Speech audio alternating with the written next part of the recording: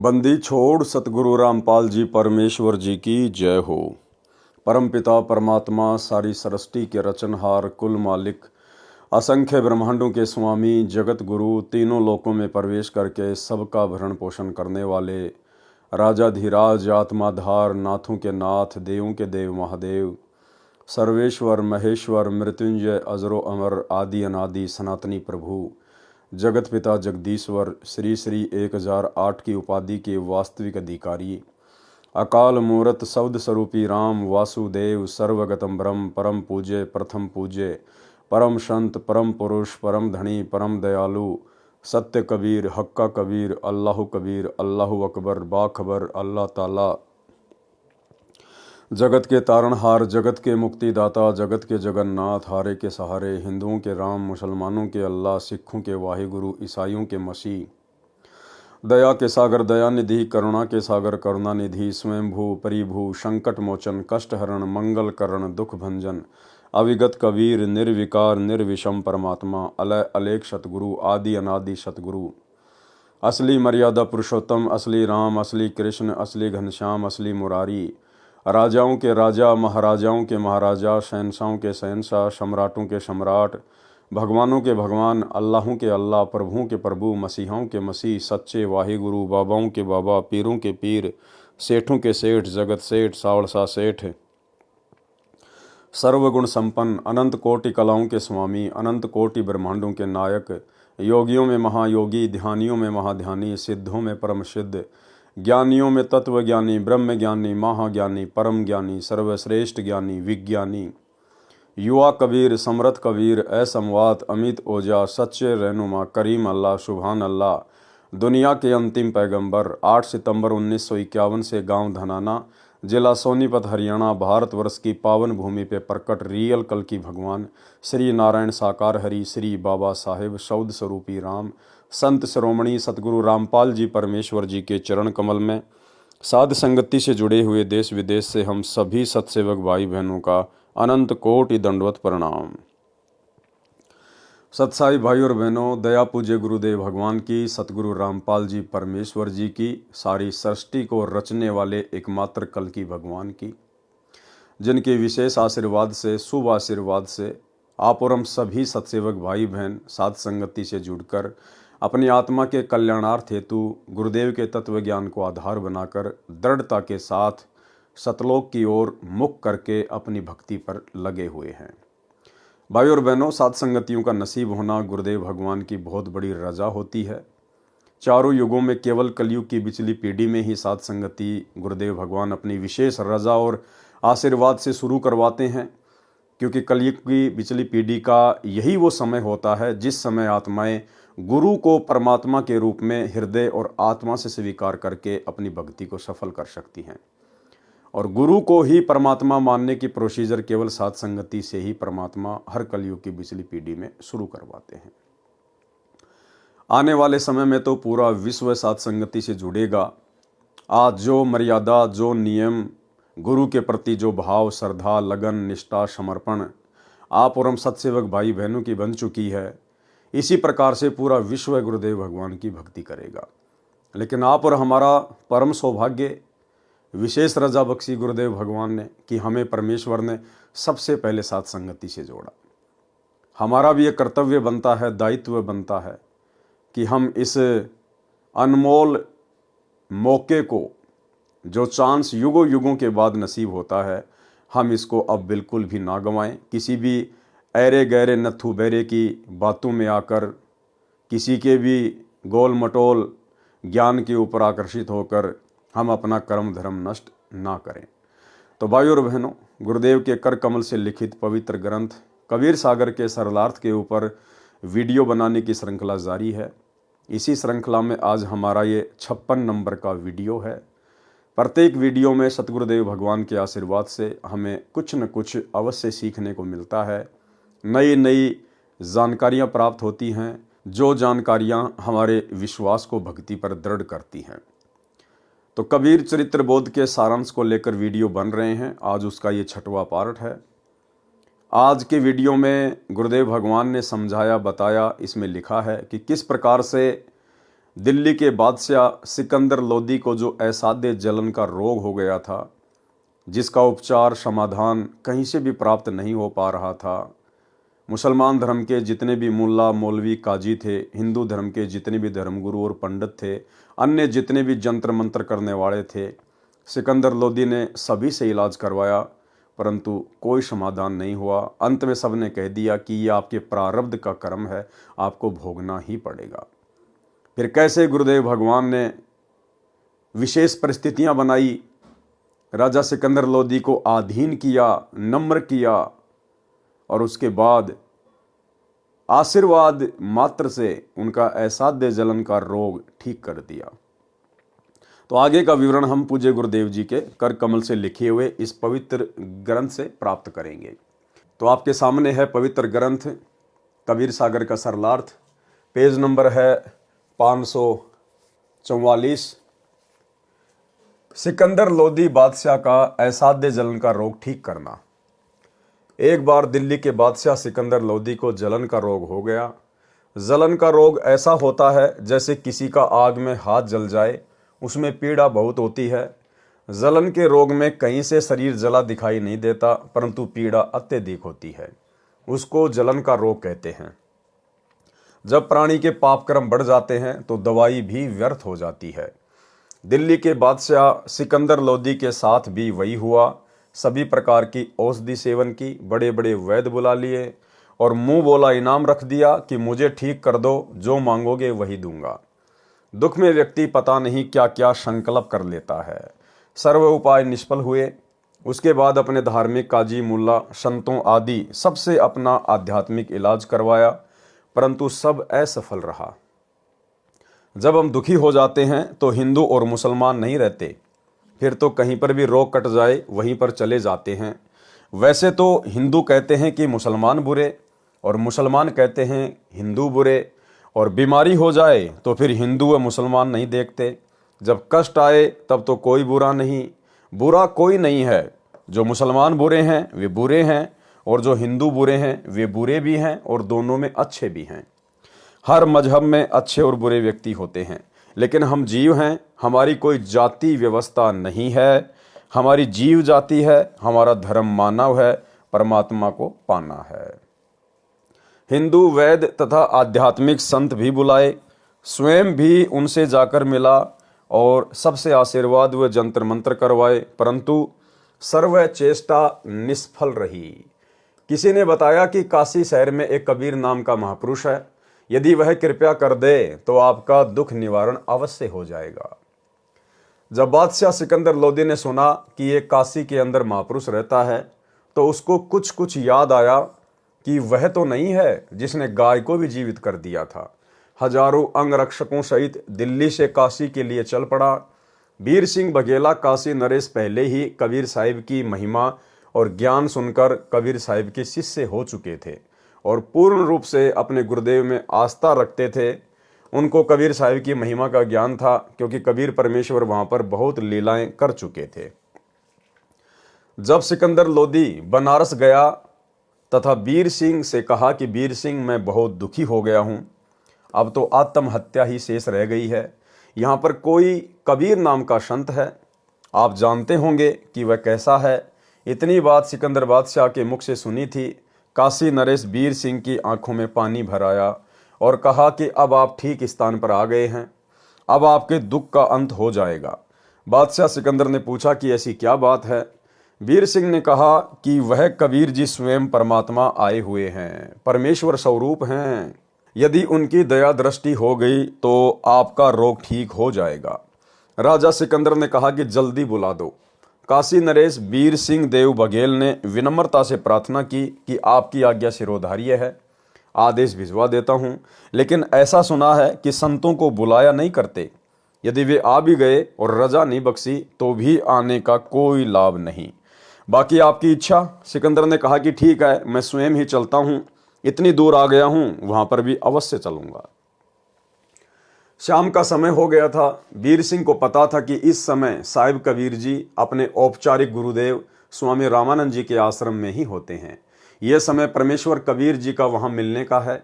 वीर देव सिंह बघेल, काशी नरेश तथा सिकंदर लोदी दिल्ली के बादशाह दोनों स्वामी रामानंद जी के आश्रम के सामने खड़े हो गए। वहां जाकर पता चला कि कबीर साहिब अभी नहीं आए हैं, आने ही वाले हैं। वीर सिंह अंदर नहीं गए, बाहर सेवक खड़ा था, उससे ही पूछा। सिकंदर ने कहा कि तब तक आश्रम में विश्राम कर लेते हैं। राजा वीर सिंह ने स्वामी रामानंद जी के द्वारपाल सेवक से कहा कि रामानंद जी से प्रार्थना करो कि दिल्ली के बादशाह सिकंदर लोदी आपके दर्शन भी करना चाहते हैं और साहिब कबीर का इंतजार भी आपके आश्रम में ही करना चाहते हैं। सेवक ने अंदर जाकर रामानंद जी को बताया कि दिल्ली के बादशाह सिकंदर लोदी आए हैं। रामानंद जी मुसलमानों से घृणा करते थे। रामानंद जी ने कहा कि मैं इन मलेच्छों मुसलमानों की शक्ल भी नहीं देखता। ध्यान देना भाई और बहनों, रामानंद जी मुसलमानों से घृणा करते थे। रामानंद जी ने कहा कि मैं इन मलेच्छों मुसलमानों की शक्ल भी नहीं देखता। भाई और बहनों, वैसे तो ये किसी भी भक्ति में उचित नहीं है, और विशेषकर इस कबीर परमेश्वर सतगुरु रामपाल जी की भक्ति में ये जो घृणा शब्द है, राग द्वेष ईर्ष्या मनमुटाव जलन, ये बिल्कुल भी न्यायोचित नहीं है। आप कितने ही वर्षों से सतगुरु की भक्ति कर रहे हैं, आपको कोई भी नाम प्राप्त है, कितना भी आपको ज्ञान हो गया है, यदि आप भगत समाज तो छोड़िए, यदि आप जगत वालों से भी घृणा करते हैं, राग द्वेष ईर्ष्या करते हैं, मनमुटाव रखते हैं, आप 7 जन्म भी सतलोक का दरवाजा देखने के योग्य नहीं हैं। और इस काल के द्वारा उत्पन्न किया गया ये सबसे भयंकर रोग राग द्वेष ईर्ष्या का, घृणा का, ये सतगुरु रामपाल जी परमेश्वर जी के परिवार को बुरी तरह से घेर के बैठा है। सतलोक आश्रम मैनेजमेंट हरियाणा को, कोऑर्डिनेटरों को बुरी तरह से घेर कर बैठा हुआ है। बरवाला कांड 2014 के बाद से सतगुरु रामपाल जी परमेश्वर जी की संगत 2 भागों में विभाजित हो चुकी है। एक भाग जिसे साध संगति कहते हैं, जो ज्ञान को आधार बनाकर, गुरु को इष्ट मानकर और अपने घर को आश्रम बनाकर अपने गुरुदेव की गैर हाजिरी में मर्यादाओं में रहकर अपनी भक्ति कर रहा है। दूसरा भाग है सतलोक आश्रम, जिन्हें सतगुरु रामपाल जी का कलयुगी परिवार संभालता है। ये लोग ज्ञान आधार की भक्ति से कोसों दूर है, अज्ञान और पाखंड के ऊपर बैठे हुए हैं। आए दिन ज्ञान विरुद्ध हरकतें करके स्वयं भी अपने कर्म फोड़ते रहते हैं, बेचारी भोली भाली संगत के भी फुड़वाते रहते हैं। और ये सतलोक आश्रमों से जुड़े हुए बड़े बड़े कोऑर्डिनेटर, बड़े बड़े आश्रमों के संचालक, गुरुदेव का कलयुगी परिवार, ये लोग साध संगति वालों से घृणा करते हैं, राग द्वेष ईर्ष्या करते हैं। इन लोगों को जलन होती है जब हम लोग ज्ञान आधार से कोई बात करते हैं, साथ संगति करते हैं, या संगत को गुरुदेव के ज्ञान आधार से समझाने की दृष्टि से वीडियो बनाकर सोशल मीडिया पर वायरल करते हैं। ये लोग घृणा करते हैं, राग द्वेष ईर्ष्या करते हैं, जो इनके पतन का सबसे बड़ा कारण है, सबसे बड़ा कारण है। ये काल की सूक्ष्म चाल है, इस चाल से ये लोग अपरिचित हैं और दिन प्रतिदिन अपने कर्म फोड़ने की दिशा में आगे बढ़ रहे हैं। इनका ये प्रयत्न कभी भी सफल नहीं होगा, सिवाय इनकी भक्ति, समय और श्वासों की बर्बादी के। इसलिए आप और हम सत्सेवक भाई बहनों ने शिक्षा लेनी है। यदि आप किसी के विचारों से सहमत नहीं हैं तो भाई और बहनों, हमने उससे राग द्वेष ईर्ष्या नहीं करनी है, हमने उसकी निंदा चुगली नहीं करनी है, हमने उस आत्मा से घृणा नहीं करनी है। गुरुदेव भगवान ने बताया कि कोई भी व्यक्ति बुरा नहीं होता है, बुरे होते हैं उसके विचार, उसका आचरण, उसका स्वभाव। इसलिए आम समाज में भी ये कहावत है कि पाप से नफरत करनी चाहिए, पापी से नफरत नहीं करनी चाहिए। तो भाई और बहनों, आप और हमने भूलकर भी परमेश्वर की किसी भी आत्मा से राग द्वेष ईर्ष्या मनमुटाव घृणा बिल्कुल शौपन में भी नहीं करनी है। यदि हम उनके विचारों से सहमत नहीं हैं, हमारे और उनके विचार मेल नहीं खाते हैं, जैसे परमेश्वर अपनी वाणी में कहते हैं कि इष्ट मिले और मन मिले, मिले सकल सब रीत, कहे कबीर ता जाइए रे संतन की प्रीत। यदि आपके किसी से विचार मेल नहीं खाते हैं, आप खुशी खुशी उनसे दूरी बनाना शुरू कर दीजिएगा, लेकिन मनमुटाव, राग द्वेष ईर्ष्या और घृणा इस परमेश्वर की मोक्ष वाली भक्ति में कहीं भी जायज नहीं है। यदि आपने ऐसा किया, अंत में सिवाय धोखे के आपको कुछ भी हाथ नहीं लगेगा। तो पंडित रामानंद जी मुसलमानों से बहुत ज़्यादा राग द्वेष ईर्ष्या किया करते थे, और आगे चलकर उनको क्या सजा मिली, कितनी बड़ी सजा उनको मिली। उसी घृणा के कारण दिल्ली के बादशाह सिकंदर लोदी ने गुस्से में आकर पंडित रामानंद जी की तलवार से गर्दन अलग कर दी। लेकिन परमेश्वर तो परमेश्वर है, एक तीर से अनेकों शिकार करते हैं। परमेश्वर ने क्या क्या शिकार किए, ये अब गुरुदेव के कर कमल से लिखित पुस्तक में आगे पढ़ेंगे। रामानंद जी मुसलमानों से घृणा करते थे। रामानंद जी ने कहा कि मैं इन मलेच्छों मुसलमानों की शक्ल भी नहीं देखता, कह दो कि बाहर बैठ जाएगा। जब सिकंदर लोदी ने यह सुना तो क्रोध में भरकर, क्योंकि राजा में अहंकार बहुत होता है और वह दिल्ली का बादशाह, कहा कि ये 2 कौड़ी का महात्मा दिल्ली के बादशाह का अनादर कर सकता है तो साधारण मुसलमान के साथ ये कैसा व्यवहार करता होगा, इसको मजा चखा दूं। रामानंद जी अलग आसन पर बैठे थे। सिकंदर लोदी ने जाकर रामानंद जी की गर्दन तलवार से काट दी, वापस चल पड़ा और फिर उसको याद आया कि मैं जिस कार्य के लिए आया था और वह काम अब पूरा नहीं होगा। कहा कि वीर सिंह देख, मैं क्या जुल्म कर बैठा, मेरे बहुत बुरे दिन हैं, चाहता हूं अच्छा करना और होता है बुरा। कबीर साहिब के गुरुदेव की हत्या कर दी, अब वे कभी भी मेरे ऊपर दया दृष्टि नहीं करेंगे, मुझे तो ये दुख भोग कर ही मरना पड़ेगा, मैं बहुत पापी जीव हूं। ये कहता हुआ आश्रम से बाहर की ओर चल पड़ा। वीर सिंह अपने बादशाह के आगे क्या बोलता। जो ही आश्रम से बाहर आए, कबीर साहिब आते दिखाई दिए। वीर सिंह ने कहा कि महाराज जी, मेरे गुरुदेव कबीर साहिब आ गए। जो ही कबीर साहिब थोड़ी दूर रह गए, वीर सिंह ने जमीन पर लेटकर उनको दंडवत प्रणाम किया। अब सिकंदर बहुत घबराया हुआ था। अगर उसने ये जुल्म नहीं किया होता तो वह दंडवत नहीं करता, और दंडवत नहीं करता तो साहिब उस पर रजा भी नहीं बख्श पाते, क्योंकि ये नियम होता है। यानी परमेश्वर कहते हैं, आधीनी के पास है पूर्ण ब्रह्म दयाल, मान बड़ाई मारियो बेअदबी सिरकाल। सारी लीला परमेश्वर ने खेली। और लीला क्यों खेली भाई और बहनों? सिर्फ और सिर्फ वर्तमान में आप और हम बिचली पीढ़ी वाले भक्तों को शिक्षा देने के लिए कि जब तक आप अपने गुरुदेव के प्रति और आम समाज के प्रति इतने आधीन भाव से नहीं हो जाएंगे, तब तक आपको परमेश्वर की प्राप्ति नहीं हो सकती। मालिक वो रजा नहीं करेगा जिस रजा के लिए वे धरती पर प्रकट हैं। मालिक को पता था कि सिकंदर लोदी दिल्ली का बादशाह है और राजा मान बढ़ाई और अहंकार से कूट कूट के भरा होता है। और संतों से यदि आपने कोई राहत प्राप्त करनी है, संतों से कोई समाधान प्राप्त करना है, तो आपने संतों के आगे झुकना पड़ेगा, आपने विनम्र होना पड़ेगा, अधीन होना पड़ेगा। जिस प्रकार पानी पीने के लिए ठूटी के नीचे झुकना पड़ता है, ऊपर मुंह करके पानी नहीं पिया जाएगा। पी भी लिया तो वो पानी आपको पूरी संतुष्टि नहीं दे पाएगा। तो कबीर परमेश्वर जी ने अपनी प्यारी आत्मा सिकंदर लोदी का जलन का असाध्य रोग ठीक करना था। अपनी महिमा भी उन्होंने जो है वो प्रकट करवानी थी। आप और हमारे लिए वर्तमान में एक संदेशा भी देना था, परमेश्वर ने उदाहरण भी पेश करना था, और उस घटना को परमेश्वर ने जन्म दिया।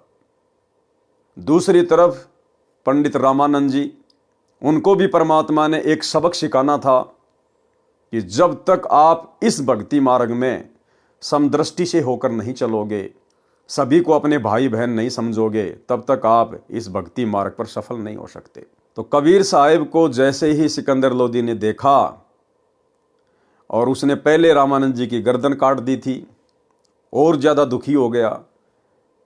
और जैसे ही राजा वीर सिंह बघेल ने अपने गुरुदेव को मुकुट सहित दंडवत प्रणाम किया, तो राजा सिकंदर लोदी भी पीछे पीछे दंडवत प्रणाम करने के लिए जमीन पे लेट गया।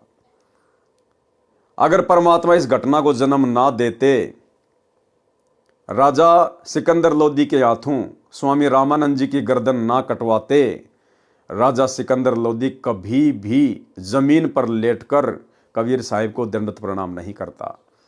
और यदि वो इतना आधीन ना होता, दंडवत प्रणाम ना करता, तो परमात्मा उसके ऊपर दया नहीं बख्शते। ये नियम बताया गुरुदेव भगवान ने। कबीर साहिब आते दिखाई दिए। वीर सिंह ने कहा कि महाराज जी, मेरे गुरुदेव कबीर साहिब आ गए। जो ही कबीर साहिब थोड़ी दूर रह गए, वीर सिंह ने जमीन पर लेटकर उनको दंडवत प्रणाम किया। अब सिकंदर बहुत घबराया हुआ था। अगर उसने ये जुल्म नहीं किया होता तो वह दंडवत नहीं करता, और दंडवत नहीं करता तो साहिब उस पर रजा भी नहीं बख्श पाते, क्योंकि ये नियम होता है। अति आधीन दीन हो प्राणी, ताते कहिए ये अकत कहानी, ऊंचे पात्र जल ना जाई, ताते नीचा हुजे भाई। आदीनी के पास है पूर्ण ब्रह्म दयाल, मान बढ़ाई मारिए बेअदबी सिरकाल। कबीर परमेश्वर ने यहाँ पर एक तीर से दो शिकार किए। स्वामी रामानंद जी में धर्म भेदभाव की भावना शेष थी, वह भी निकालनी थी। और भाई और बहनों, वर्तमान में 650 साल के बाद भी ये धर्म भेद भावना सतलोक आश्रम मैनेजमेंट हरियाणा में कूट कूट के भरी है। ये लोग ज्ञान गंगा पुस्तक का प्रचार करते हैं, लेकिन इन्होंने ज्ञान गंगा पुस्तक का एक पेज भी ढंग से अगर पढ़ लिया होता, समझ लिया होता, तो इनका खुद का उद्धार हो जाता। अभी कुछ ही दिन पहले जब बांग्लादेश में तख्ता पलट हुआ, वहाँ के मुसलमानों ने हिंदुओं के ऊपर अत्याचार करने शुरू किए, जैसा कि न्यूज़ वगैरह आ रही हैं। हमारे देश के जो हिंदू भाई हैं, जिनको आध्यात्मिक ज्ञान नहीं है, तत्व ज्ञान नहीं है, धर्म और जाति मजहबों की जंजीरों में जकड़े हुए हैं काल प्रेरणा से, तो यहाँ के विश्व हिंदू परिषद और बजरंग दल वालों ने मध्य प्रदेश में और अन्य जगह पर रैलियां निकाली, धरने निकाले, सभाएं की, विरोध प्रदर्शन किया। और इस विरोध प्रदर्शन में जबरदस्ती बिरानी आग में सतलोक आश्रम मैनेजमेंट हरियाणा भी कूद पड़ा। देवास और मंदसौर के आसपास के भक्तों को मुसलमानों के विरोध में बजरंग दल वालों के साथ में बैठा दिया गया, वहां के कोऑर्डिनेटरों के द्वारा। अरे भैया, हम तो परमेश्वर के बच्चे हैं। अरे आप और हमारा धर्म ना हिंदू है, ना मुसलमान, ना सिख, ना ईसाई। हम पैदा जरूर हिंदू मुस्लिम सिख ईसाई धर्मों में हुए हैं, लेकिन आज हमें असली धर्म की परिभाषा का ज्ञान हो गया। आज हम असली मानव धर्म से जुड़ चुके हैं। जीव हमारी जाति है, मानव धर्म हमारा, हिंदू मुस्लिम सिख ईसाई धर्म नहीं कोई न्यारा। इसके बावजूद भी सतलोक आश्रम मैनेजमेंट हरियाणा मुसलमानों के विरोध में और हिंदुओं के पक्ष में खड़े होकर और रैलियों में जगत वालों के साथ बैठे हैं। ये होता है धर्म भेदभाव। ये धर्म भेदभाव इस कबीर परमात्मा सतगुरु रामपाल जी के भक्ति मार्ग में नहीं चलेगा। ऐसा करने से भगत की मर्यादा खंडित होती है, गुरुदेव नाराज होते हैं। अरे हमें समझ में आ गया, हम बिरानी आग में क्यों जलें। जिनको अभी तक ये बातें समझ में नहीं आई हैं, वो लड़ो मरो जलो, हमें क्या लेना देना। लेकिन जबरदस्ती काल प्रेरणा से सब कुछ ये हुआ। तो यहां पर परमात्मा वही कह रहे हैं, कबीर परमेश्वर जी ने यहां पर एक तीर से दो शिकार किए। स्वामी रामानंद जी में धर्म भेदभाव की भावना शेष थी, वह भी निकालनी थी। रामानंद जी मुसलमानों को हिंदुओं से अभी भी भिन्न तथा हे मानते थे। सिकंदर में अहंकार की भावना थी, यदि वह नम्र नहीं होता तो कबीर साहिब कृपया नहीं करते तथा सिकंदर स्वस्थ नहीं होता। वीर सिंह को देखकर तथा डरते हुए सिकंदर लोधी ने भी दंडवत प्रणाम किया। कबीर परमेश्वर जी ने दोनों के सिर पर हाथ रखा और कहा कि दो दो नरेश आज मुझ गरीब के पास कैसे आए हैं, मुझ गरीब को कैसे दर्शन दिए। परमेश्वर कबीर जी ने अपना हाथ उठाया भी नहीं था कि सिकंदर का जलन का रोग समाप्त हो गया। भाई और बहनों, आज भी धरती पर वही कबीर परमात्मा प्रकट है, बस पहचानने की देर है। आज भी ऐसे ऐसे ना जाने कितने असाध्य रोग इस कबीर परमेश्वर सतगुरु रामपाल जी ने नाम दीक्षा लेने से पहले मात्र अपने आशीर्वाद से ठीक किए। आशीर्वाद से। एक छोटा सा सत्संग एक हरियाणा की बहन को किस प्रकार से गुरुदेव भगवान ने मात्र अपने आशीर्वाद से स्वस्थ कर दिया, जिसका समाधान, जिसका इलाज वो कहीं भी प्राप्त नहीं कर पा रही थी। घर वाले पैसे दे दे के थक चुके थे, अंत में हार मान चुके थे। जैसे ही सतगुरु की शरण में आए, सतगुरु ने ऐसी रजा बख्शी, उसका वो असाध्य रोग छू मंत्र मात्र आशीर्वाद से। सुनिए।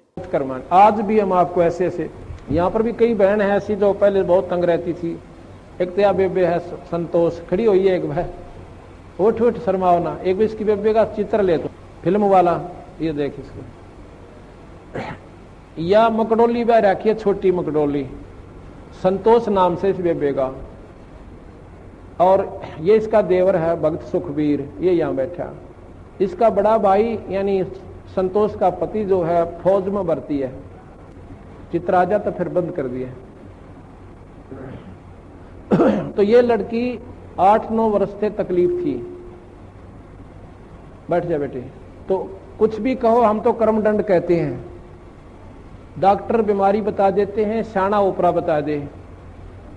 तो जी क्या हुआ, इन्होंने सारा इलाज करवा लिया, एक नाम भी ले रखा था किसी दूसरे संत ने, और श्राद्ध का नग तो अपने जनु आम चीज सहे, फिर दोख वीर, पूजा वीर, फलानी वीर, दकड़ी भी, वो सारी। आखिर में कौन सा मेरठ में था, कहां से इलाज चल रहा था इनका, यूपी में, सहारनपुर से, और कहते हैं सहारनपुर से इलाज चल रहा था इस लड़की का। तो इसकी सुखबीर की बहन रामरती नाम साड़ जी शीतल नगर में ब्याह रखी, और वह रामरती एक दिन इस बहन श्यावत्री है शीतल नगर में, या हमारी बहन सेविका, इसके पास आ गई। कोई वो लेखा जोखा करते हैं, अंडा करें, सरकारी उनकी ड्यूटी लग जाती है। तो इसने उसको समझा दिया, बेबे बैठ जा, चाह पानी पियो पहलाता है। फिर कबीर साहब के बारे में इस श्यावत्री ने, एक तो कमला यहीं आ रही हो मेरे ख्याल में, एक राम हुआ बैठी है, ये दोनों बाण अपनी सरकारी नौकरी पे थी, इनकी ड्यूटी लाग रही थी, वे गणना की खातर कोई आंकड़े इकट्ठे करने थे। यह श्यावत्री के पास पहुंच गई। इसने पहला दिन तक चाह पानी पियाई, बेबे तुम बैठ जाओ, फिर पाछे की लिखा लिखाई करियो। फिर ये चित्र देखे कबीर साहब के, ये पूछने लगी। इसने सारी महिमा बताई, बंदी छोड़ गई। रामरती ने अरे नाम ले लिया कमला ने। रामरती ने फिर अपने भाई जगवीर को बता, जगवीर नाम से कि भाई तो कितना ले जा, मेरी भाभी ने एक बार महाराज यहाँ करा ले। जगवीर ने बोला, बेबे इब तो इलाज करवा रखा वहां से, और वहीं दिखाऊंगा। इन्हें बोली रे इलाज करवा रखा, कि ने दुख पा रही है, 19-21 का इसका आराम नहीं, तो एक बार ले आ। तो हम गए हुए थे उस समय चंडीगढ़ एक पार्ट, या Gulab Singh DC deputy commissioner जो होते थे ना, डिप्टी कमिश्नर गुलाब सिंह, वो डायरेक्टर थे वहां पर लोकल बॉडीज के चंडीगढ़।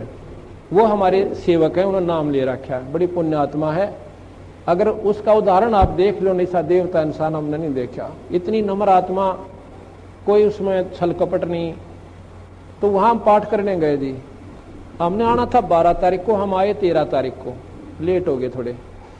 तो इन्होंने पता था कि 12 न महाराज जी ने आना है कुटिया में, तो ये 11 शाम ने पहुंच गए, और या बेहोश पड़ी उड़े या संतोष। हम 12 ना, या 12 ने भी मेरे, जगवीर भी मेरे इसके साथ, वो फौज में है। वहां पर हाल बने था हमारा एक सत्संग का। हम 13 न पहुंचे इस समय, अगस्त का महीना। तो न्यू बोले जी एक बेबे आ रही है, बहुत घनी बीमार से।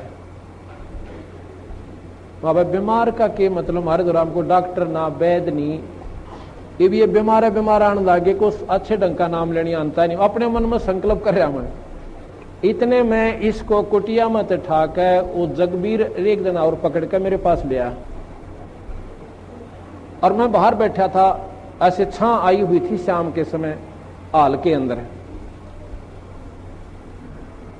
इनको जब पकड़ के वो ले आए, आप विचार कीजिए, सत्कर मानिए, जो ही मेरे पास लाके या संतोष बिठाई, और जगबीर को पूछना ये बात इसके पति से, न्यू अर्जू सिर जोड़ रखा, इसकी हालत न्यू नाड़ टेढ़ी हो रही छोरी की।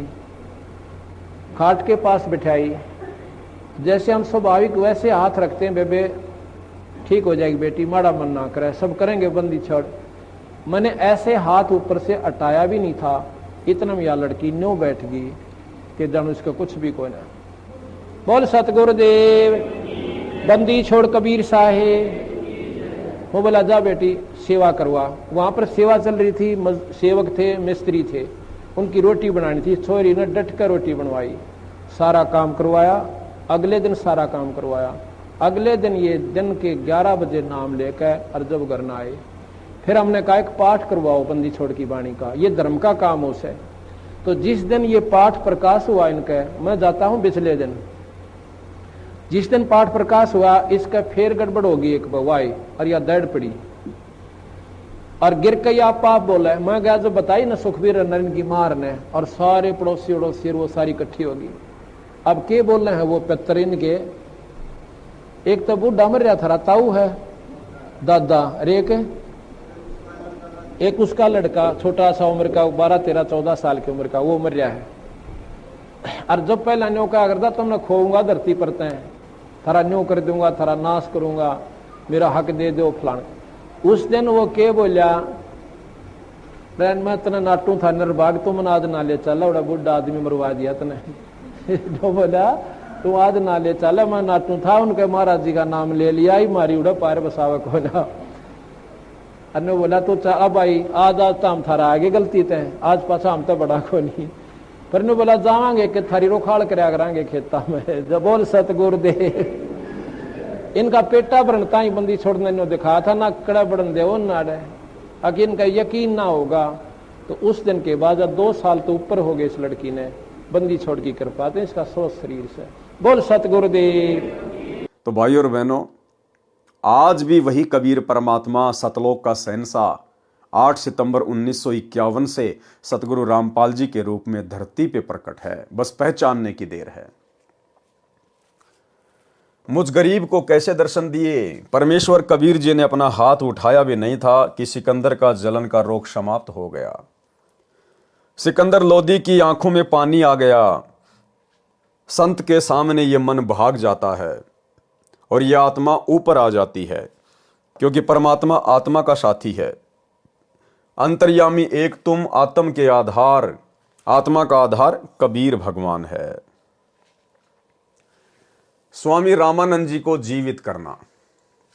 सिकंदर लोदी ने पैर पकड़कर छोड़े नहीं और रोता ही रहा। परमेश्वर जानी जान होते हुए भी कबीर साहिब ने सिकंदर लोदी दिल्ली के बादशाह से पूछा, क्या बात है? सिकंदर ने कहा कि दाता, मैंने घोर अपराध कर दिया, आप मुझे क्षमा नहीं कर सकते। जिस काम के लिए मैं आया था वह ऐसादे रोग तो आपके स्पर्श मात्र से ठीक हो गया, इस पापी को क्षमा कर दो। कबीर साहिब ने कहा, क्षमा कर दिया, ये तो बता कि क्या हुआ? सिकंदर ने कहा कि आप क्षमा कर ही नहीं सकते, मैंने ऐसा पाप किया है। कबीर साहिब ने कहा कि क्षमा कर दिया। सिकंदर ने फिर कहा कि सच में माफ कर दिया। कबीर साहिब ने कहा कि हाँ, माफ कर दिया। अब बता क्या कष्ट है? सिकंदर ने कहा कि दाता, मुझ पापी ने गुस्से में आकर आपके गुरुदेव का सिर कलम कर दिया, और फिर सारी कहानी बताई। कबीर साहिब बोले, कोई बात नहीं, जो हुआ प्रभु इच्छा से हुआ है। आप स्वामी रामानंद जी का अंतिम संस्कार करवा कर जाना, नहीं तो आप निंदा के पात्र बनोगे। परमेश्वर कबीर साहिब जी नाराज नहीं हुए। सिकंदर लोदी ने वीर सिंह के मुख की ओर देखा और कहा कि वीर सिंह, यह तो वास्तव में भगवान है। देखिए, मैंने गुरुदेव का सिर काट दिया और कबीर जी को क्रोध भी नहीं आया। वीर सिंह चुप रहा और साथ साथ हो लिया और मन ही मन में सोचता है कि अभी क्या है, अभी तो और देखना, ये तो शुरुआत है। कबीर परमेश्वर जी द्वारा शिष्यों की परीक्षा लेना, यानी 650 साल पहले परमेश्वर के 64 लाख शिष्य हो गए थे, और 64 के 64 लाख शिष्य केवल चमत्कारों को देखकर अद्वितीय आध्यात्मिक लाभ प्राप्त करके, ना कि ज्ञान को आधार बनाकर जुड़े हुए थे। और जो व्यक्ति भक्ति मार्ग पर ज्ञान को आधार बना के नहीं जुड़ता है, भक्ति नहीं करता है, वो अवश्य गलती करता है, क्योंकि ये भक्ति मार्ग है, ये ज्ञान मार्ग है। तो 64 के 64 लाख शिष्य परमेश्वर की एक परीक्षा में फेल हो गए। क्या थी वो परीक्षा? देखिए, कबीर परमेश्वर जी द्वारा शिष्यों की परीक्षा लेना। बंदी छोड़ कबीर परमेश्वर जी द्वारा अनेकों अनहोनी लीला करने से प्रभावित होकर 64 लाख शिष्य बने थे। परमेश्वर तो भूत भविष्य तथा वर्तमान की जानते हैं। उनको पता था कि ये सब चमत्कार देखकर तथा इनको मेरे आशीर्वाद से हुए भौतिक लाभों के कारण मेरी जय जयकार कर रहे हैं। इनको मुझ पर विश्वास नहीं है कि मैं परमात्मा हूँ, परंतु देखा देखी कहते अवश्य हैं कि कबीर साहिब जी हमारे सदगुरु जी तो स्वयं परमात्मा आए हैं, अपने लाभ भी बताते हैं। कबीर गुरु मानुष कर जानते, ते नर कहिए अंध, ओवें दुखी संसार में आगे यम के फंद। कबीर गुरु को मानुष जो गिने और चरणामृत को पान, ते नर नरक में जाएंगे युग युग बने समान। भाई और बहनों, आदरणीय गरीबदास जी महाराज जी ने ये वाणियाँ खाली टाइम पास के लिए नहीं लिखी हैं, मनोरंजन के लिए नहीं लिखी हैं। आदरणीय गरीबदास जी आप और हम पिछली पीढ़ी वाले भक्तों को आगाह करना चाहते हैं कि नालायकों, पिछली पीढ़ी में जब वो 5505 वाला समय आएगा, उस समय मेरा सतगुरु कबीर परमात्मा जो मुझे छुड़ानी के खेतों में आके मिला था जिंदा बाबा के रूप में, वही मेरा सतगुरु आगे चलकर दिल्ली मंडल में आएगा। सतगुरु दिल्ली मंडल आईसी, सूती धरनी सुम जगाईसी। तो आज दिल्ली मंडल में कौन आए हैं? सतगुरु रामपाल जी। तो सतगुरु रामपाल जी कौन हुए? गरीबदास जी के सतगुरु। और गरीबदास जी के सतगुरु कौन थे? खुद कबीर भगवान। तो कौन हुए सतगुरु रामपाल जी? खुद कबीर परमात्मा। क्योंकि गरीबदास जी ने अपने सतगुरु के विषय में अपने सदग्रंथ साहिब में असुर निकंदन रमैणी में लिखा है, जो हम रोज पाठ करते हैं दोपहर को, कि सतगुरु दिल्ली मंडल आईसी और सूती धरनी सुम जगाईसी। कि सतगुरु दिल्ली मंडल में आईसी यानी आएगा, और सूती धरनी सुम जगाईसी यानी आध्यात्मिक अज्ञानता में जो लोग सोए हुए हैं, जो दान धर्म नहीं करते, कंजूस हो चुके हैं, उनको आके जगाएगा। तो सतगुरु कौन हुए? गरीबदास जी के सतगुरु स्वयं कबीर परमात्मा आज सतगुरु रामपाल जी के रूप में धरती पे प्रकट हैं। आप और हम इनको पहचानने में देरी ना करें। इसलिए गरीबदास जी ने अपनी वाणी में कहा कि गुरु मानुष कर जानते वो नर कहिए अंध, और वह दुखी संसार में आ गए यम की फंद।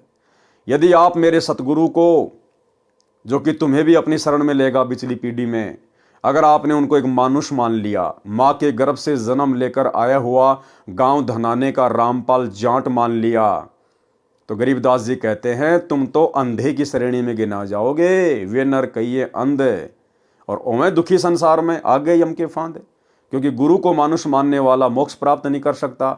मोक्ष प्राप्त नहीं करेगा तो यही 84 लाख योनियों में रह जाएगा, जन्म और मरण में रह जाएगा, तो दुख ही दुख उठाएगा। भाई और बहनों, मौका है आज अपने गुरुदेव को परमेश्वर मानकर इस काल के असंख्य कष्टों से छुटकारा प्राप्त करने का। अन्यथा ये गोल्डन चांस फिर हमें ना जाने कब मिलेगा। मिले तो मिले, ना तो ना मिले, क्योंकि परमात्मा हर बार मौका नहीं देता है। और भी असंख्यों आत्माएं हैं परमेश्वर ने जिनको भी अपनी शरण में लेना होता है, भक्ति की कलम चढ़ानी होती है। आज सहज में परमात्मा हमें मिल गया, आज हमें सहज में मोक्ष मिलने जा रहा है। आवश्यकता है तो ज्ञान को आधार बनाकर और गुरु को परमात्मा मानकर भक्ति करने की। ये गलती भाई और बहनों आज हम बिल्कुल भी ना करें। दूसरा, आदरणीय गरीबदास जी कह रहे हैं कि गुरु को मानुष जो गिने और कर चरणा अमृत को पान, ते नर नरक में जाएंगे जन्म जन्म बने समान। यानी आपने उस तत्वदर्शी संत को गुरु भी धारण कर लिया, और यदि आप लोगों की देखा देखी रोजाना उनका चरणामृत भी ले रहे हो और गुरु को मान रहे हो, मानुष माँ के गर्भ से जन्म लिया हुआ, तो भी आप पार नहीं हो सकते। और पार नहीं होगे तो 84 लाख योनियों में जाओगे, जन्म जन्म बने समान, यानी कुत्ते की योनि प्राप्त करोगे। कितनी बड़ी बात कह दी गरीबदास जी ने कि उस तत्वदर्शी संत की शरण में आने के बाद भी अगर उनको परमात्मा नहीं माना और एक मानुष मानकर चरणामृत पीते रहे तो कुत्ते की योनि प्राप्त होगी, जन्म जन्म बने समान। और आज सात संगत से जुड़े हुए सत्सेवक भाई बहनों को छोड़कर सतलोक आश्रमों से जुड़ी हुई 90% संगत सतगुरु रामपाल जी को मानुष मानकर ही चरणामृत लेती है। और चरणामृत भी कभी कभार याद आ गया तो, खांसी जुकाम हो गया तो, ना उनको चरणामृत लेने की विधि का पता। क्योंकि ये लोग 8 सितंबर को अपने गुरुजी का जन्मदिन मनाते हैं इन आश्रमों में। ये लोग अपने गुरुजी को इंद्रोमाई के पेट से जन्म लिया हुआ मानते हैं। इसीलिए तो गरीबदास जी ने कहा था कि गुरु मानुष कर जानते वो नर कहिए अंध। मानुष कौन होता है? जो मां के गर्भ से जन्म लेके आता है। तो ये आध्यात्मिक क्षेत्र में बहुत बड़ी गलती, सबसे बड़ी गलती की जा रही है काल प्रेरणा से सतलोक आश्रम मैनेजमेंट हरियाणा के द्वारा। एक छोटा सा सत्संग जिसमें गुरुदेव ने स्पष्ट कर दिया गरीबदास जी की इसी वाणी को आधार बनाकर कि गुरु को मानुष जो गिने कर चरना अमृत को पान, ते नर नरक में जाएंगे जन्म जन्म बने समान। और गुरुदेव फिर लास्ट में कह रहे हैं कि चरणामृत अवश्य ले, लेकिन गुरु को परमात्मा मानकर, तब ये चरणामृत काम करेगा। सुनिए सत्संग। कबीर गुरु को मानुष जोगने और चरणामृत को पाने, ते नर नरक जावेंगे, हे जन्म जन्म होए समान। जो क्या बताते हैं, गुरु को मानुष मानते हैं और चरणामृत भी देखम देखा, चरणामृत भी गुरु जी के चरणों का जल उसको भी पी रहे हैं और ऊपर से एक मनुष्य मान रहे हैं। कहते उससे भी वो भी फिर 84 लाख योनियों का अधिकारी है, उसकी भक्ति चले नहीं। गुरु को मानुष जोगन और चरणामृत को पान, ते नर नरक में जावेंगे, फिर जन्म जन्म होए समान। चरणामृत ले लेकिन भगवान समझ के ले। मान लो मूलधन 100 रुपये, पुण्यात्माओं एजुकेशन का अब आपको लाभ होगा। तो भाई और बहनों, सौभाग्य आप और हमारा जो गुरुदेव ने हमें साथ संगति से जोड़कर, इस यथार्थ 13वें पंथ से जोड़कर आप और हमें पहले ही हर बातों से परिचित करवा दिया। और आज आप और हमारे भाव हमारे गुरुदेव में परमेश्वर से भी असंख्य गुणा बढ़कर हो गए हैं, क्योंकि हमें पता चल गया कि गुरु के अलावा दूसरा कोई परमेश्वर है ही नहीं और कोई कबीर भगवान है ही नहीं। यदि सतलोक में भी कोई कबीर भगवान बैठा है तेजोमय रूप में, तो हमारे गुरुदेव भगवान हैं जो अपने एक रूप में वहां पर बैठे हुए हैं। कबीर गुरु मानुष कर जानते, ते नर कहिए अंध, ओए दुखी संसार में आ गए यम के फंदे। कबीर गुरु को मानुष जो गिने और चरणा अमृत को पान, ते नर नरक में जाएंगे जुग जुग होवे समान। एक वेश्या थी जो काशी में बहुत बदनाम थी। एक दिन उसे रात्रि के समय अपने घर की छत पर बैठी को कबीर परमेश्वर जी का सत्संग सुनने को मिला, जो उसके मकान से कुछ ही दूरी पर किसी के घर पर किया गया था। सत्संग वचनों से प्रभावित होकर वह कांपने लगी। विचार किया कि मैंने तो अपना अनमोल जीवन व्यर्थ कर दिया। बदनाम होकर जो धन संग्रह किया है वह यहीं रह जाएगा। इस धन को संग्रह करने में जो पाप किए हैं ये मेरे साथ जाएंगे, क्योंकि सत्संग में यही विचार बताए गए थे। वह बहन घर से निकलकर सत्संग स्थल पर गई। सतगुरुदेव कबीर जी से अपना परिचय बताया तथा कहा कि मैंने जीवन में प्रथम बार ऐसा ज्ञान सुना है। मैं अपना कल्याण कराना चाहती हूँ। क्या मेरा कल्याण भी संभव है गुरुदेव? क्या मेरे जैसी पतित का भी उद्धार हो सकता है? इस जीवन से तो मैं मरना उचित समझती हूँ। मुझे ज्ञान नहीं था कि मैं मनुष्य जीवन के मूल उद्देश्य को छोड़कर नीच कर्म में लिप्त थी। उस लड़की की दास्तां सुनकर परमेश्वर कबीर जी ने कहा कि बेटी, कपड़ा मैला है तो साबुन पानी से धोने से साफ हो जाता है। जब तक प्राणी सत्संग रूपी साबुन पानी के संपर्क में नहीं आता तो उसके पापक्रम रूपी मैल साफ नहीं होते। सांसारिक कार्यों में तथा आपराधिक कर्मों से आत्मा मलिन हो जाती है। जैसे वस्त्र पहनते हैं तो मैले हो जाते हैं, उनको प्रतिदिन साबुन तथा पानी से धोया जाता है तो मैल प्रतिदिन साफ हो जाता है, वस्त्र उज्जवल रहता है। इसी प्रकार आपराधिक कार्य त्याग कर करने योग्य सांसारिक कार्य करने में भी पाप होता है। जैसे पृथ्वी पर चलते हैं तो जीव जंतु मरते हैं, भोजन पकाते हैं तो अग्नि में जीव मरते हैं, मजदूरी करते हैं, खेती करते हैं, उनमें भी जीव मरते हैं, खाना खाते हैं, पानी पीते हैं, श्वास लेते हैं, इनमें भी जीव मरते हैं। जो शास्त्र विधि अनुसार साधना नहीं करते तथा आपराधिक कार्य भी करते हैं, उनके पाप कर्म संचित होते रहते हैं। जो आपराधिक कर्म त्याग कर शास्त्र विधि अनुसार साधना करते हैं तो उनके पाप प्रतिदिन वस्त्र के मैल की तरह नष्ट होते रहते हैं। आप दीक्षा लो तथा पाप कर्म त्याग कर मर्यादा में रहकर साधना करो, कल्याण अवश्य होगा। बहन ने प्रश्न किया कि हे प्रभु, जो मेरे आज तक पाप संचित हो चुके हैं उनको कैसे नष्ट किया जाएगा? परमेश्वर कबीर जी ने कहा कि हे बेटी, जब ही सतनाम हृदय धरो, भयो पाप को नाश, जैसे चिनगी अग्नि की पड़े पुराने घास।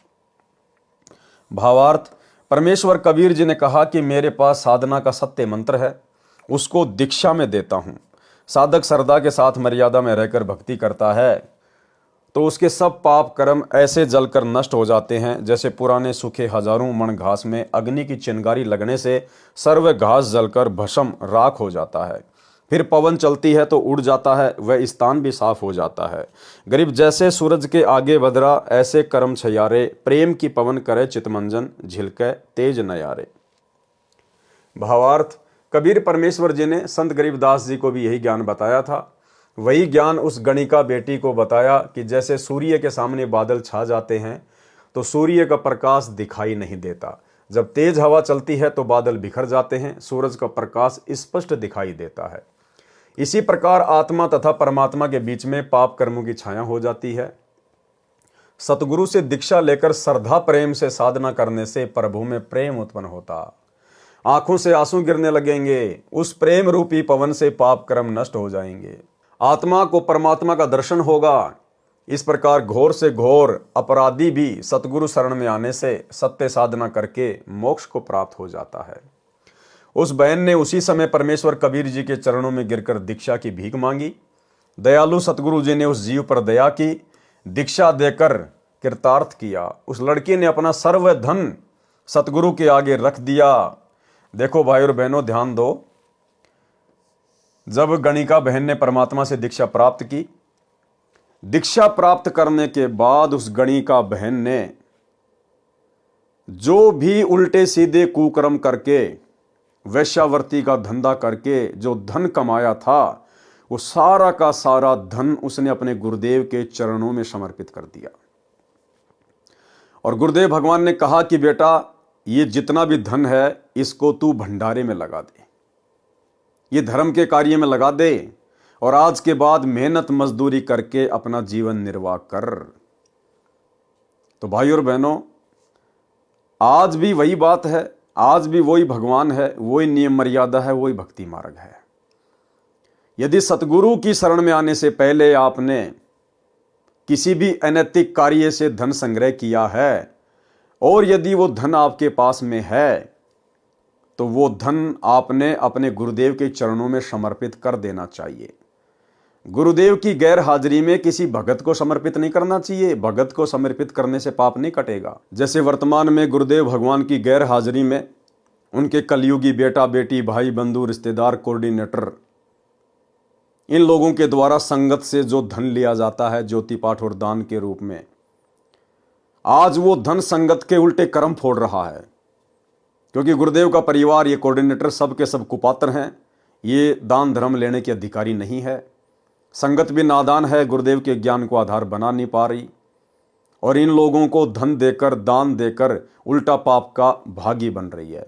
और वे कुपात्र उस दान का उन्हीं की आंखों के सामने दुरुपयोग कर रहे हैं, स्टेडियम बनाकर, राजनीति में लगाकर, गुंडों की सीबीआई जांच में लगाकर, आरक्षणों में चंदे के रूप में देकर, आश्रम में हॉस्पिटल वगैरह खोलकर, अपने समाज के लिए झूठा भाईचारा निभाने के लिए, धनाना गांव वालों के लिए फ्री में बसें चलाना, फ्री में एम्बुलेंस चलाना, गांव वालों के लिए भक्तों को मजदूर बनाकर भक्तों के ही ज्योति पाठ और दान के पैसे से रोडों की मरम्मत करना, सतलोक आश्रमों में दुनिया भर का आडंबर और पाखंड शुरू कर देना।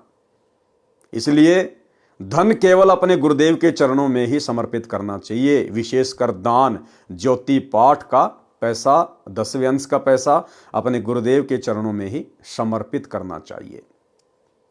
तो यदि आप भाई बहनों ने नाम उपदेश लेने से पहले किसी भी प्रकार के अनैतिक कार्य से धन संग्रह किया हुआ है, आपने वो धन अपने गुरुदेव को निमित्त कर देना चाहिए और अपनी नेक नीति और ईमानदारी की कमाई से अपना आगे का भक्ति वाला जीवन शुरू करना चाहिए।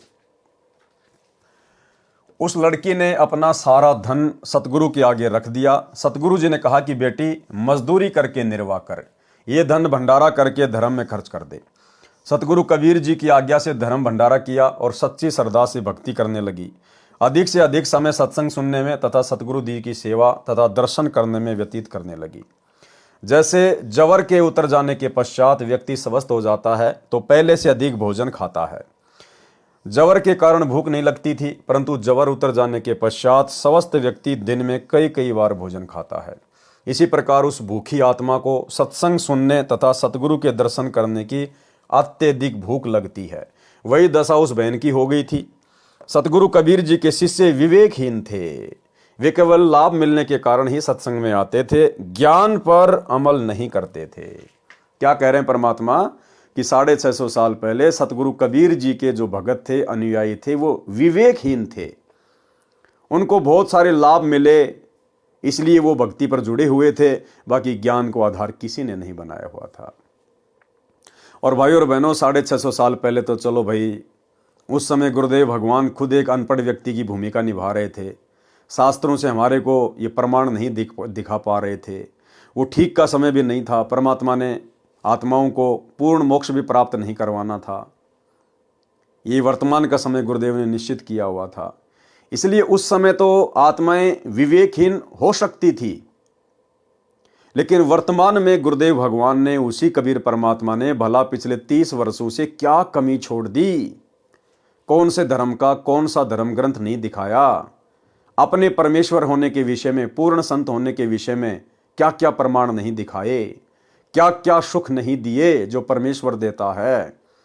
उसके बाद भी 90% संगत जो सतलोक आश्रमों से जुड़ी हुई है, 650 साल पहले से भी कहीं ज्यादा विवेकहीन है, बुद्धिहीन है।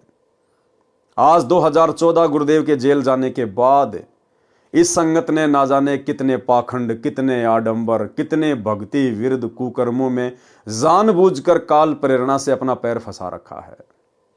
इनके कुकर्म दास आपको हर बार गिनाता रहता है। भाई और बहनों, आप और हमारा सौभाग्य जो गुरुदेव ने आप और हमारे ऊपर ज्ञान की दया बख्शी।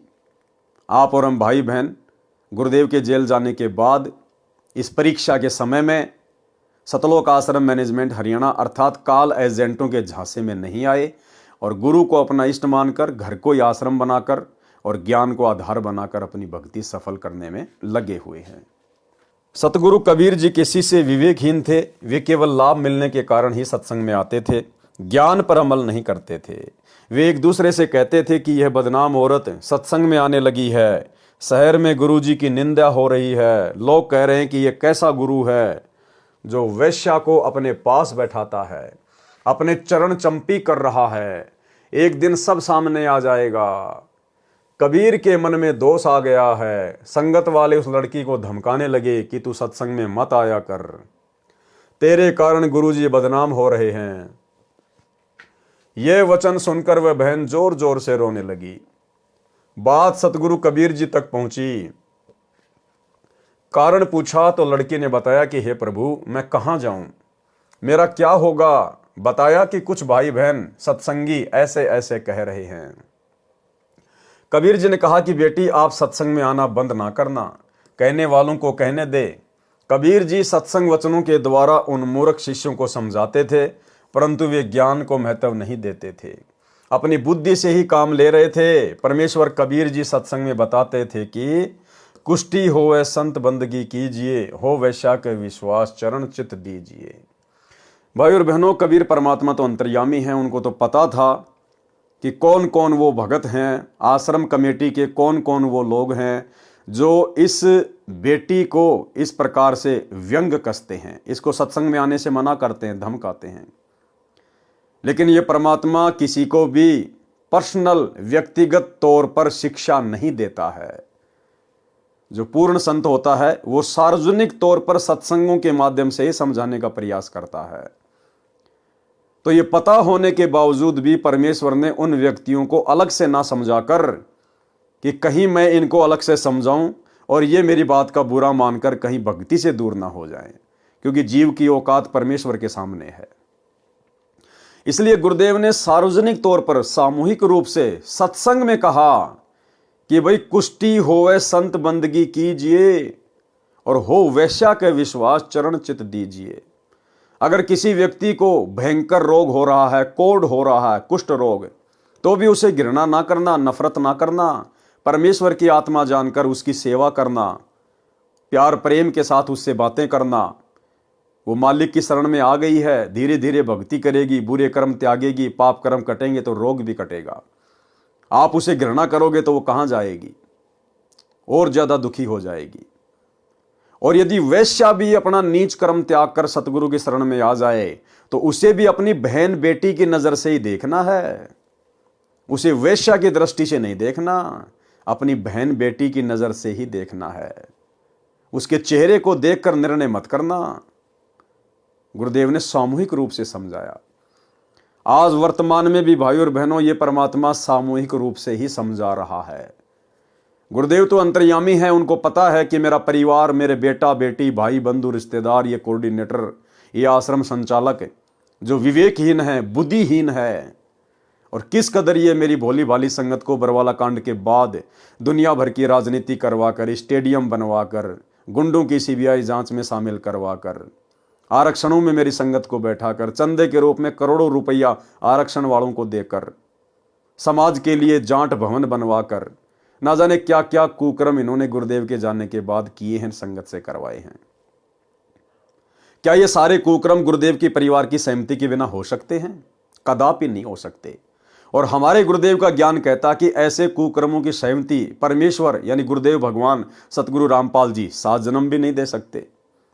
तो ये कुकर्म कौन कर रहा है? गुरुदेव का परिवार। कौन करवा रहा है? काल भगवान। इसके बावजूद भी गुरुदेव किसी का पर्सनल नाम नहीं लेते और हिसार जेल से आने वाले विशेष संदेशों में गुरुदेव सामूहिक तौर पर समझाते हैं। और गुरुदेव ने क्या कहा विशेष संदेश में? सतलोक आश्रम मैनेजमेंट हरियाणा के विषय में, आश्रम से जुड़े हुए कोऑर्डिनेटरों के विषय में।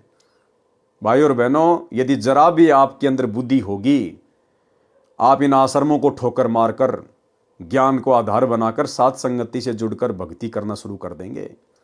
और यदि आपकी बुद्धि पे पत्थर पड़े हैं तो बात अलग है। स्पष्ट कर दिया गुरुदेव ने कि अच्छे लोग तो जगत वाले भी ऐसा नहीं करते जैसा तुम भगत कर रहे हो। यानी हिसार जेल में बैठा हुआ परमात्मा सब कुछ देख रहा, वो अंतर्यामी है कि मेरी संगत तो आम जगत वाले लोगों से भी गई गुजरी हो चुकी है।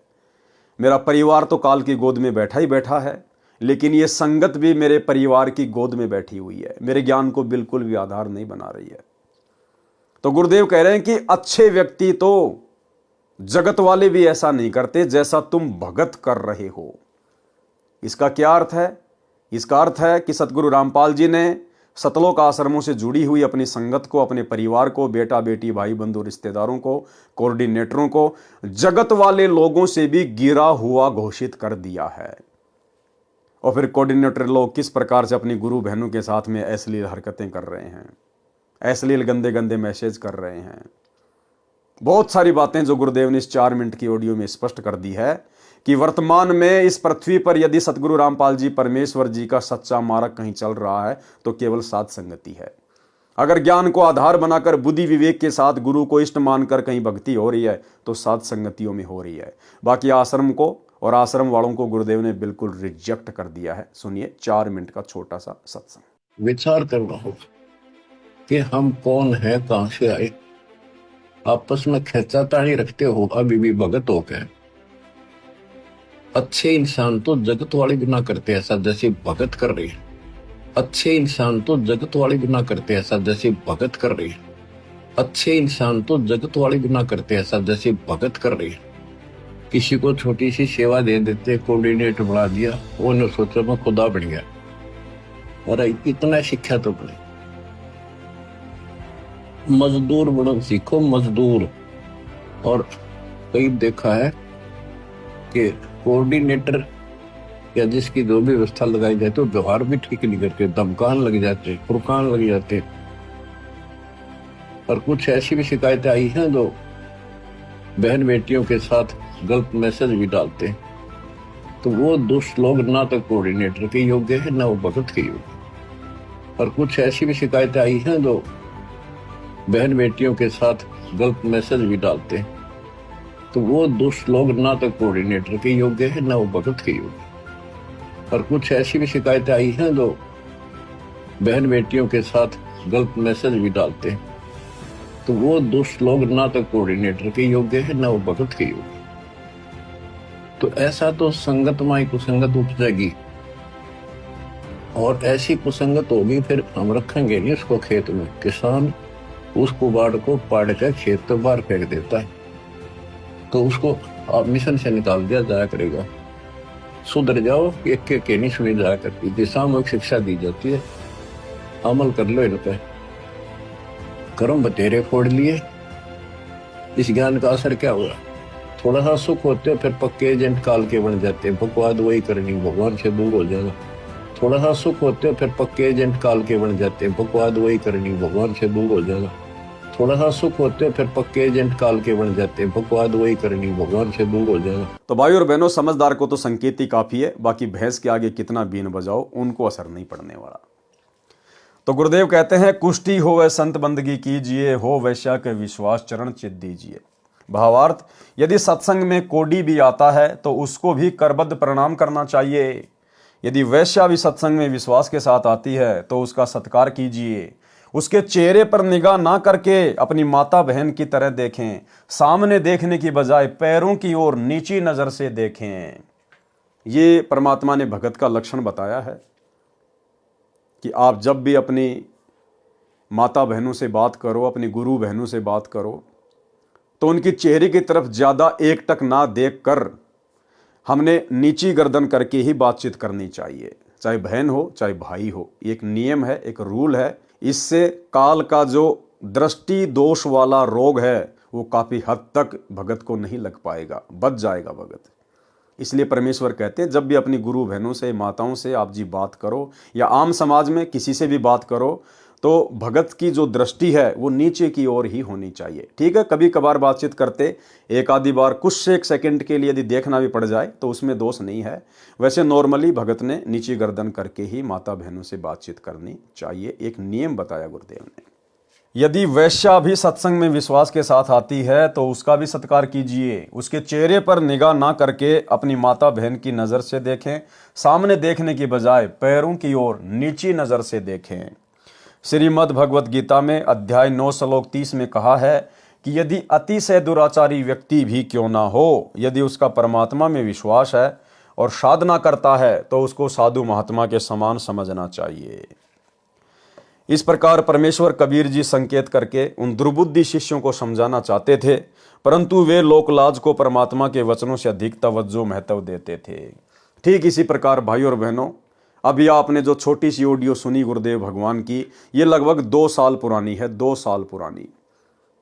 लेकिन वर्तमान में सतलोक आश्रम मैनेजमेंट हरियाणा की हालत उससे भी कहीं ज्यादा गई गुजरी हो चुकी है, उससे भी कहीं ज्यादा गई गुजरी। क्योंकि इन्होंने जितने भी बड़े बड़े भक्ति विरुद्ध कांड किए हैं इस ऑडियो के हिसार जेल से आने के बाद ही किए हैं, तो इनकी भी दशा वही हो चुकी है। इनकी भी जो बुद्धि है वो पूरी तरह से खत्म है, बिल्कुल साफ है। ये बिल्कुल भी विवेक से काम नहीं ले सकते हैं। इस प्रकार परमेश्वर कबीर जी संकेत करके उन दुर्बुद्धि शिष्यों को समझाना चाहते थे, परंतु वे लोकलाज को परमात्मा के वचनों से अधिक महत्व देते थे। वे खुलकर तो सतगुरु जी को कह नहीं पाते थे, परंतु उस लड़की को अवश्य वादा करते थे। एक दिन परमेश्वर कबीर जी ने शिष्यों की परीक्षा लेनी चाहिए कि देखूं तो कितने ज्ञान को समझे हैं। यदि इनको विश्वास ही नहीं है तो ये मोक्ष के अधिकारी नहीं है, ये तो मेरे सिर पर व्यर्थ का भार है। गुरुदेव भगवान ने उनकी परीक्षा लेनी चाहिए, और परीक्षा के लिए परमात्मा ने निमित्त किसको बनाया? उसी गणिका बहन को, जिस गणिका बहन से वो संगत वाले नफरत करते थे, घृणा की दृष्टि से देखा करते थे। भाई और बहनों, इस कबीर परमेश्वर के मार्ग में इसी प्रकार की अजीबोगरीब लीलाएं होती हैं। आज वर्तमान में भी जो हमारी परीक्षा का समय चल रहा है 2014 बरवाला कांड के बाद से, गुरुदेव भगवान ने देखा सन 2014 में कि ये टोल इकट्ठा हो गया, टोल भीड़ इकट्ठी हो गई।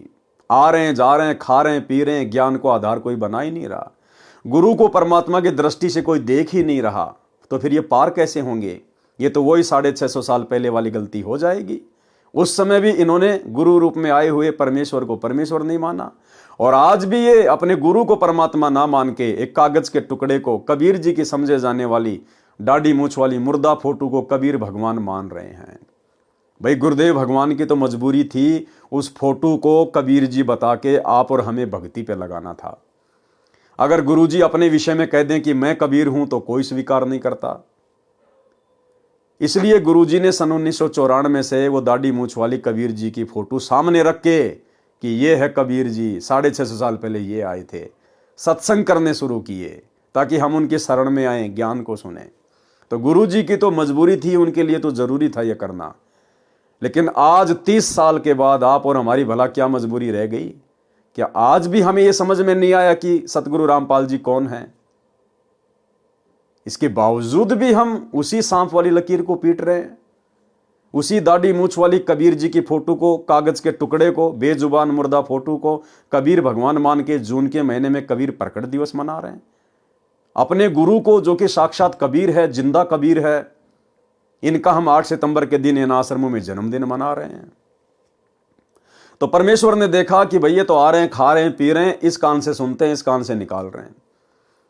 तो गुरुदेव ने रचना रची।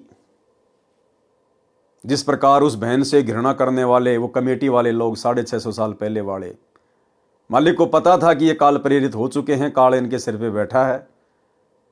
इसी प्रकार से सतलोक आश्रम मैनेजमेंट हरियाणा, गुरुदेव का बेटा बेटी, भाई बंधु रिश्तेदार, इन लोगों ने भी 2010 में एक राष्ट्रीय समाज सेवा समिति नाम का काल प्रेरित संगठन खड़ा कर लिया और अपनी मनमानियां करने लगे। खुल के गुरुदेव के कोई आदेश नहीं मानेंगे। स्पष्ट इन्होंने लिखा हुआ है राष्ट्रीय समाज सेवा समिति के संविधान में पॉइंट नंबर 12 में, जो मैं आपको पहले दिखा चुका हूं 2 बार।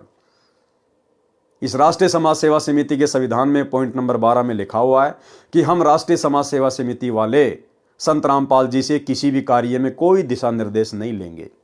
संत रामपाल जी का काम केवल शास्त्रों का अध्ययन करना, आने वाली संगत के लिए सत्संग करना और उनको नाम दीक्षा देना ही रहेगा। बाकी कार्य हम स्वयं करेंगे। संत रामपाल जी को फ्री किया जाता है। इन्होंने गुरु जी को फ्री कर दिया, गुरु जी को सेवा बांट दी कि गुरु जी का काम तो केवल सत्संग करना और शास्त्रों का पठन पाठन करना ही है, बाकी हम राष्ट्रीय समाज सेवा समिति वाले हम सब संभाल लेंगे। संभाल लिया, करवा दिया बरवाला कांड 2014।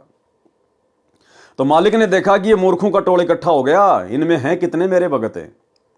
झटका दिया परमात्मा ने। 2014 बरवाला कांड काल प्रेरणा से, उन काल प्रेरित लोगों की मनवश हरकतों के कारण हुआ और परमेश्वर को मौका मिल गया भक्तों की छटनी करने का। और भाई और बहनों, परमेश्वर ने आज भी उसी प्रकार से उसी आत्मा को खड़ा किया अपनी परीक्षा के लिए। इस भीड़ की परीक्षा के लिए परमेश्वर ने उसी प्रकार से अपनी आत्मा को आज खड़ा किया, मुझ पवन दास को। जिस प्रकार 650 साल पहले परमात्मा ने उस गणिका बहन को, जिससे सब लोग नफरत किया करते थे, उसको खड़ा किया परीक्षा के लिए। यह नादान संगत उस समय भी नहीं समझी और यह नादान संगत आज भी नहीं समझ पा रही है। लेकिन यह पिछली पीढ़ी का समय है।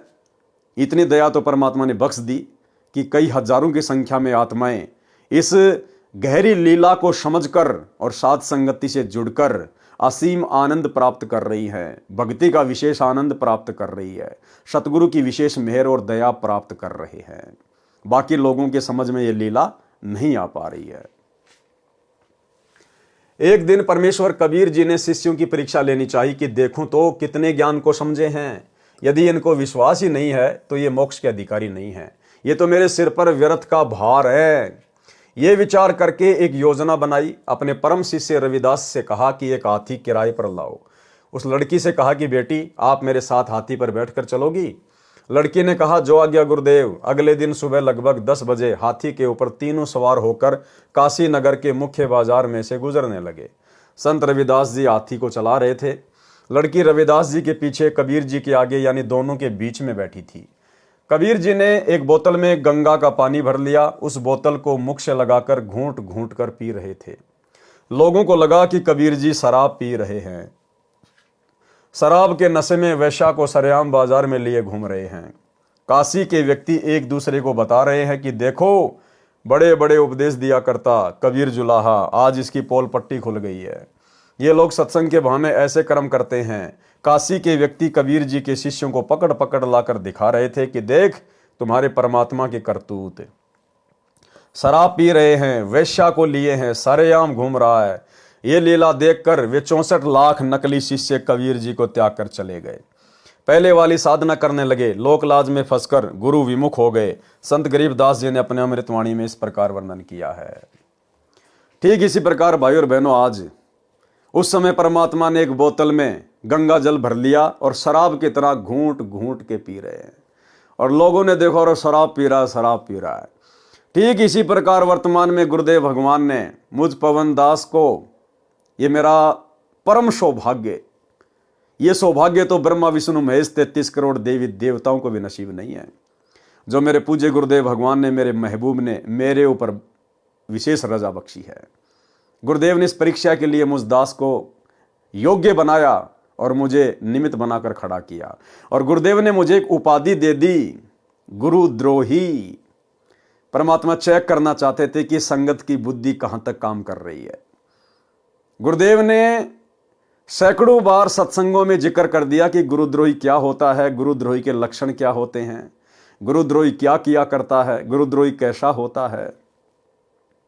और पिछले 10 वर्षों से यह संगत गुरुद्रोही की परिभाषा तक भी नहीं समझ पा रही है। देखा देखी में गुरुजी ने कह दिया गुरुद्रोही, गुरुजी ने कह दिया गुरुद्रोही।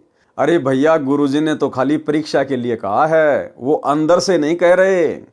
जिस प्रकार 650 साल पहले उस परमात्मा ने उस बोतल में भरे हुए गंगा जल को शराब की तरह पीने की एक्टिंग की, उसी प्रकार ये परमात्मा वर्तमान में एक्टिंग यानी लीला, ये परमात्मा वही लीला कर रहा है।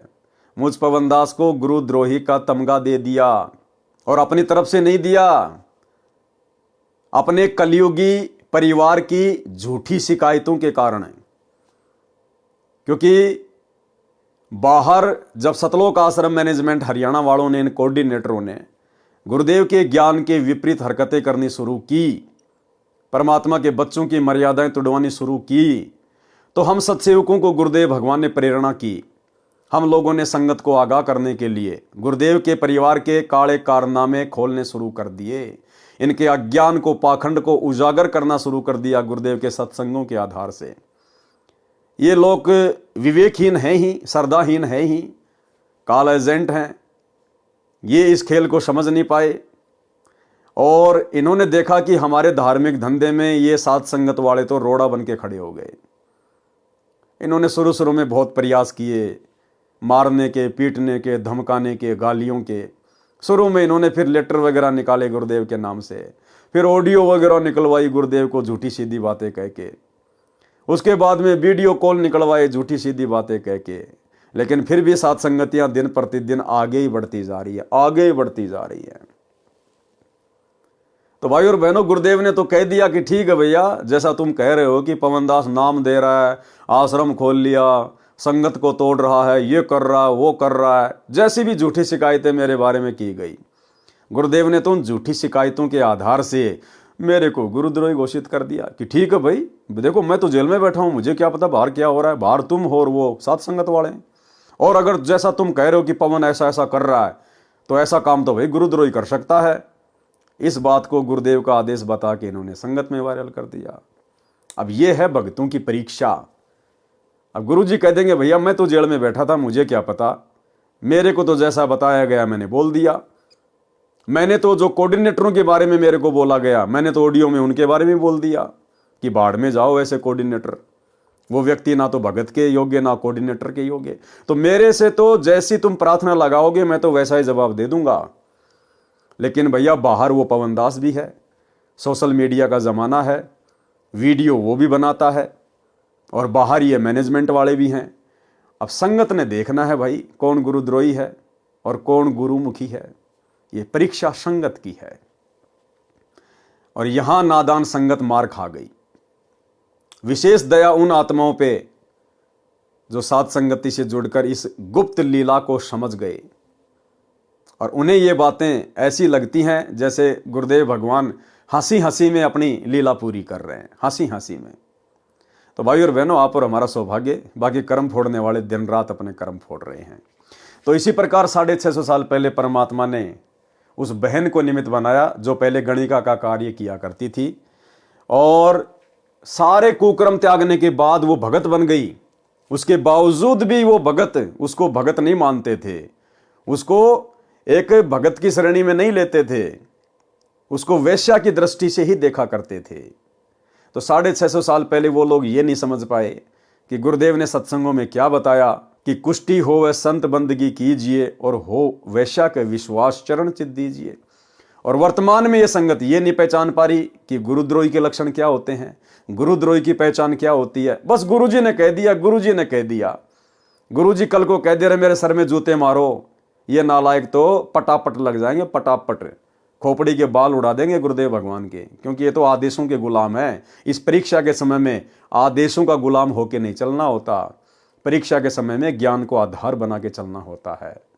लेकिन ये नादान संगत नहीं समझ पाई।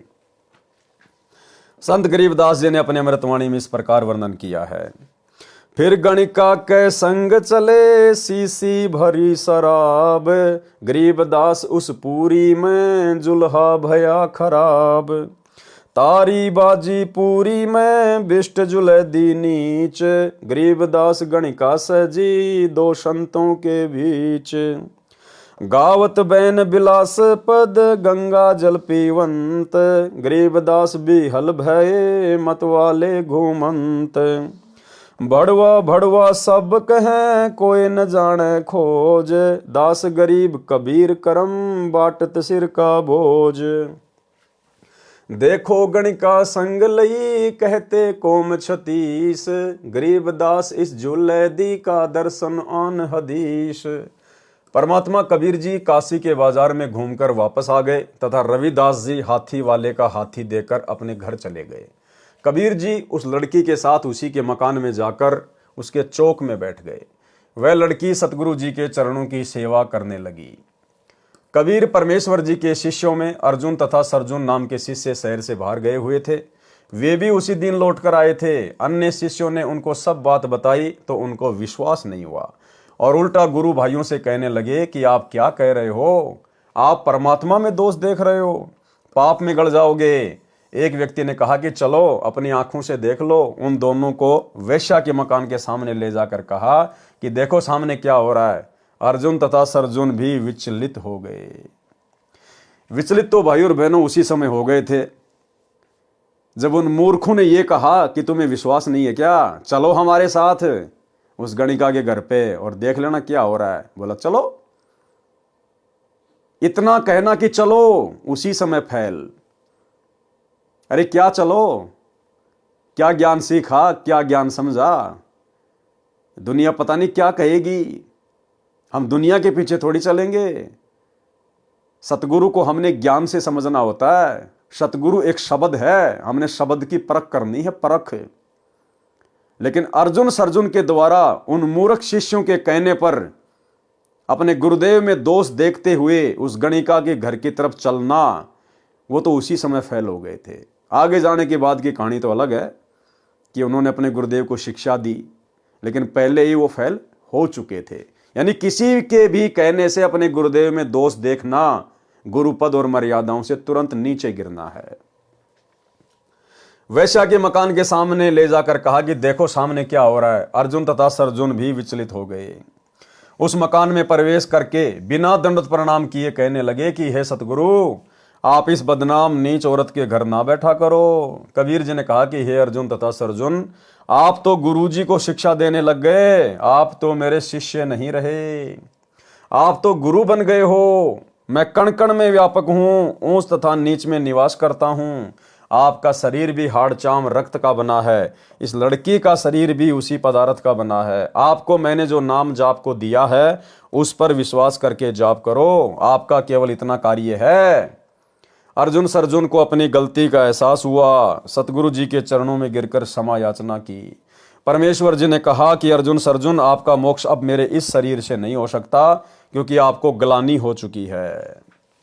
आप मेरे में दोष देख रहे हो, ऊपर से क्षमा याचना कर रहे हो। अपने मन का दोष सतगुरु से सुनकर रो रो कर पूछा कि हम पापियों का उद्धार कब होगा, फिर मानव जन्म पता नहीं कौन से युग में मिलेगा, फिर सतगुरु मिलन कठिन है, ये वचन कहकर चरणों में गिर गए और अपने इसी मानव शरीर में मोक्ष कराने की विनती की।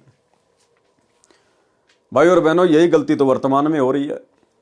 क्या कहा कबीर परमात्मा ने कि भैया अब तुम्हारा मोक्ष नहीं हो सकता, क्योंकि तुमने मेरे अंदर दोष देख लिया है, अपने जैसा मानुष मान लिया मुझे। और वही गलती इस काल ने सतलोक आश्रमों से जुड़ी हुई लाखों की संगत से 8 सितंबर के दिन सतगुरु का जन्मदिन मनवाकर करवा डाली है। अब जो आत्मा इन आश्रमों में सतगुरु का जन्मदिन मनाती हैं या मना चुकी हैं, अब आगे भाई और बहनों, यदि वो कभी सतगुरु का प्रकट दिवस मनाएंगी तो खाली देखा देखे में मनाएंगी, भीड़ को देखकर मनाएंगी, ज्ञान को आधार बनाकर नहीं। अगर ज्ञान को आधार बनाया होता तो आज वो सात संगतियों में होती। एक बार भी अपने गुरु का जन्मदिन मनाकर इतनी बड़ी महागलती ना करती। लेकिन ये लोग तो 2019 से लगातार इन आश्रमों में 8 सितंबर के दिन सतगुरु रामपाल जी का जन्मदिन मना रहे हैं। और 2019 में तो स्पेशल हिसार जेल से पीला पर्चा आ गया था सतगुरु रामपाल जी परमेश्वर जी के नाम से कि बच्चों मेरा जन्मदिन मनाओ। भैया परीक्षा कि बच्चों मेरे सर में 5-5 जूते मारो। और वही आश्रमों से जुड़ी हुई संगत ने गुरु का जन्मदिन मनाकर गुरु के सर में जूते मार दिए। कुछ एक भगत बच गए जो साथ संगति से जुड़े हुए थे, उन्होंने बुद्धि विवेक का इस्तेमाल किया और 8 सितंबर को गुरु का जन्मदिन ना मनाकर उनका प्रकट दिवस मनाना शुरू कर दिया। जिस प्रकार उस भगत ने जूता निकाला लेकिन गुरु के सिर में नहीं मारे, अपने सिर में मारे, ठीक इसी प्रकार हम सत्सेवकों ने भी 8 सितंबर को मनाया लेकिन जन्मदिन नहीं, अपने गुरु का प्रकट दिवस है। और इस परीक्षा में हम सभी भगत भाई बहन सफल हुए। भाई और बहनों, ये सूक्ष्म खेल है, ये सूक्ष्म मार्ग है, ज्ञान मार्ग है। ये परमात्मा पूरी धरती के लिए नहीं आता, पूरी पृथ्वी के प्राणियों के लिए नहीं आता। ये परमेश्वर अपनी चंद आत्माओं के लिए आता है। अगर ये परमात्मा पूरी पृथ्वी के प्राणियों को पार करने के लिए आता तो ये बात कभी ना बोलता कि गोता मारूं स्वर्ग में जा बैठूं पाताल और गरीब दास ढूंढत फिरूं अपने हीरे माणिक लाल। ये केवल हीरे माणिक लाल का व्यापारी है, कबाड़ का व्यापारी नहीं है। और हीरे माणिक लाल अपनी विशेष आत्माएं गुरुदेव ने 2014 बरवाला कांड के बाद से साध संगतियों से जोड़ दी हैं। तब कबीर परमेश्वर जी ने कहा कि विक्रमी संवत 1774 में दिल्ली से लगभग 30 मील पश्चिम की ओर एक छोटे से गांव में मेरा अंश जन्म लेगा। उसके द्वारा तुम्हारा कल्याण होगा। 10 वर्ष की आयु में उसको मैं सतलोक से आकर गुरु पद प्रदान करूंगा। आप उससे दीक्षा लेकर अपना कल्याण कराना। उसका जब जन्म होगा और मैं उसको गुरु पद प्रदान करूंगा तब तुम्हें एक सौपन आएगा, उसमें मैं तुमको उस गांव का नाम, उसके पिता का नाम बता दूंगा। वहां जाकर दीक्षा लेकर सावधान रहकर भक्ति करना। तुम्हारा कल्याण इसी शरीर में हो जाएगा। तुम्हारा यह शरीर मेरी कृपा से 250 वर्ष तक बना रहेगा। क्या कहा परमात्मा ने कि तुम्हारा कल्याण इसी शरीर में हो जाएगा, लेकिन नहीं हुआ भाई और बहनों। क्योंकि जो वचन परमात्मा ने पहले निकाल दिए थे कि अर्जुन सर्जुन अब तुम मेरे इस शरीर से पार नहीं हो सकते। भाई जब सतगुरु के उस शरीर से पार नहीं हो सकते तो भला भगत अपने उसी शरीर में कैसे पार हो जाएगा। लेकिन परमेश्वर ने अर्जुन सर्जुन का मन रख दिया कि इसी शरीर में पार हो जाओगे, लेकिन वो पार नहीं हो पाए। भाई और बहनों, अब आगे जब हम मुक्ति बोध के सरलार्थ के ऊपर चलेंगे तो गुरुदेव ने स्पष्ट रूप से अर्जुन सर्जुन की कथा में लिखा हुआ है कि उन आत्माओं का अब फिर से जन्म होगा। गरीबदास जी के समय में उन आत्माओं को परमात्मा ने अपनी शरण में लेकर केवल मोक्ष का अधिकारी बनाया था। अब पिछली पीढ़ी में उनका जन्म होगा या हो चुका होगा, क्योंकि साधु वचन पलटे नहीं, पलट जाए ब्रह्मांड। उससे दीक्षा लेकर सावधान रहकर भक्ति करना। तुम्हारा कल्याण इसी शरीर में हो जाएगा। तुम्हारा यह शरीर मेरी कृपा से 250 वर्ष तक बना रहेगा। ऐसा लगेगा जैसे 60-70 वर्ष का शरीर है। वे दोनों दिल्ली की दिशा को चल पड़े। अपनी मूर्खता पर रो रहे थे, कह रहे थे कि हमने अंधविश्वास करके परमात्मा को खो दिया, अब कभी ऐसी गलती नहीं करेंगे। उन्होंने कभी नहीं सोचा कि 250 वर्ष तक यह शरीर कैसे रहेगा। पूर्ण विश्वास किया, इस डर से कि कहीं फिर से नाम खंडित न हो जाए। वे दोनों खरखोदा के पास छोटे से गांव हुमायूंपुर में एक किसान के घर पर रहने लगे। संत गरीबदास जी का जन्म विक्रमी संवत 1774 में वैशाख पूर्णमासी को ब्रह्म मुहूर्त में छोटे से गांव छुडानी में हुआ, जो बहादुरगढ़ से 15 किलोमीटर दूर झज्जर रोड से 2.5 किलोमीटर अंदर पश्चिम की ओर गांव दुलेड़ा से लिंक रोड पर जाता है, वहां पर है। जब संत गरीबदास जी 10 वर्ष के हुए तो अपने खेतों में गाय चराने जाते थे। फाल्गुन मास की शुक्ल द्वादशी को दिन के लगभग 10 बजे। अब भाई और बहनों, गरीबदास जी कोई कबीर परमात्मा के अंश नहीं थे, ना उन्होंने जन्म लिया था, खुद कबीर परमात्मा ही थे। ये लीला करता है परमात्मा इसी प्रकार से भगत और भगवान की। 650 साल पहले काशी के भंडारे में भी परमात्मा ने एक अन्य रूप बनाया, केशव बंजारे को। दुनिया को लग रहा था ये दो अलग अलग हैं, लेकिन दोनों शक्ति एक ही थी। और अंत में भंडारे के बाद केशव बंजारा कबीर परमात्मा में समा गए थे। इसी प्रकार भाई और बहनों, गरीबदास जी और कबीर परमात्मा एक ही शक्ति थे। आप एक शब्द सुनते हैं गुरुदेव का, मूर्ख मनवा काल की चिंता क्यों सताती है, सतगुरु अपना साथी है। आगे चलकर इसमें एक चौपाई आती है कि सत्य पुरुष ने छुड़ानी में बलराम की गऊ चराई और गंगा जी को प्रकट करके रानी मात नवाई। तो बलराम कौन थे? गरीबदास जी के पिताजी थे। तो बलराम की गऊ कौन चराया करता था? गरीबदास जी चराया करते थे। यहां पर गरीबदास जी को सत्य पुरुष कहा गया है कि सत्य पुरुष ने छुड़ानी में बलराम की गऊ चराई। अरे गाय तो गरीबदास जी ने चराई थी ना, सत्य पुरुष तो कबीर जी हैं। कबीर जी ने कौन से दिन उनकी गाय चराई थी? इसका मतलब गरीबदास जी खुद ही सत्य पुरुष थे, खुद ही सतगुरु रामपाल जी भगवान थे। भाई और बहनों, ये ज्ञान मार्ग है, हमने गुरुदेव के सत्संगों को समझना पड़ेगा। परमात्मा कहते हैं शब्द सैन सतगुरु की पहचान है, पावे अटल सुहाग रे। गुरुदेव सत्संग में संकेत छोड़ते हैं और संकेत जिस शिष्य को समझ में आने लग गए वो मोक्ष का अधिकारी है। और आज दया हो गई साथ संगत वाले भाई बहनों पर, सबको ये संकेत भली भांति समझ में आ चुके हैं। तुम्हारा कल्याण इसी शरीर में हो जाएगा। तुम्हारा यह शरीर मेरी कृपा से 250 वर्ष तक बना रहेगा। ऐसा लगेगा जैसे 60-70 वर्ष का शरीर है। वे दोनों दिल्ली की दिशा को चल पड़े। अपनी मूर्खता पर रो रहे थे, कह रहे थे कि हमने अविश्वास करके परमात्मा को खो दिया, अब कभी ऐसी गलती नहीं करेंगे। उन्होंने कभी नहीं सोचा कि 250 वर्ष तक ये शरीर कैसे रहेगा। पूर्ण विश्वास किया इस डर से कि कहीं फिर से नाम खंडित ना हो जाए। वे दोनों खरखोदा के पास छोटे से गांव हुमायूंपुर में एक किसान के घर रहने लगे। गरीबदास जी का जन्म विक्रमी संवत 1774 में वैशाख पूर्णमासी को ब्रह्म मुहूर्त में छोटे से गांव छुड़ानी में हुआ, जो बहादुरगढ़ से 15 किलोमीटर दूर, झज्जर रोड से 2.5 किलोमीटर अंदर पश्चिम की ओर गांव धुलेड़ा से लिंक रोड जाता है, वहां पर है। जब संत गरीबदास जी 10 वर्ष के हुए तो अपने खेतों में गाय चराने जाते थे।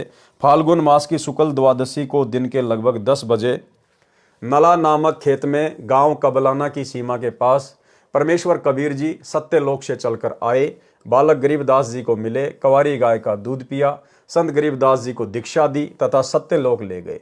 फिर पृथ्वी पर शरीर में छोड़ा। उसी रात्रि में अर्जुन सर्जुन को शौपन में बताया कि गांव छुड़ानी, नाम गरीबदास, पिता का नाम बलराम, नाना का नाम शिवलाल जाट, जाओ और दीक्षा ले लो।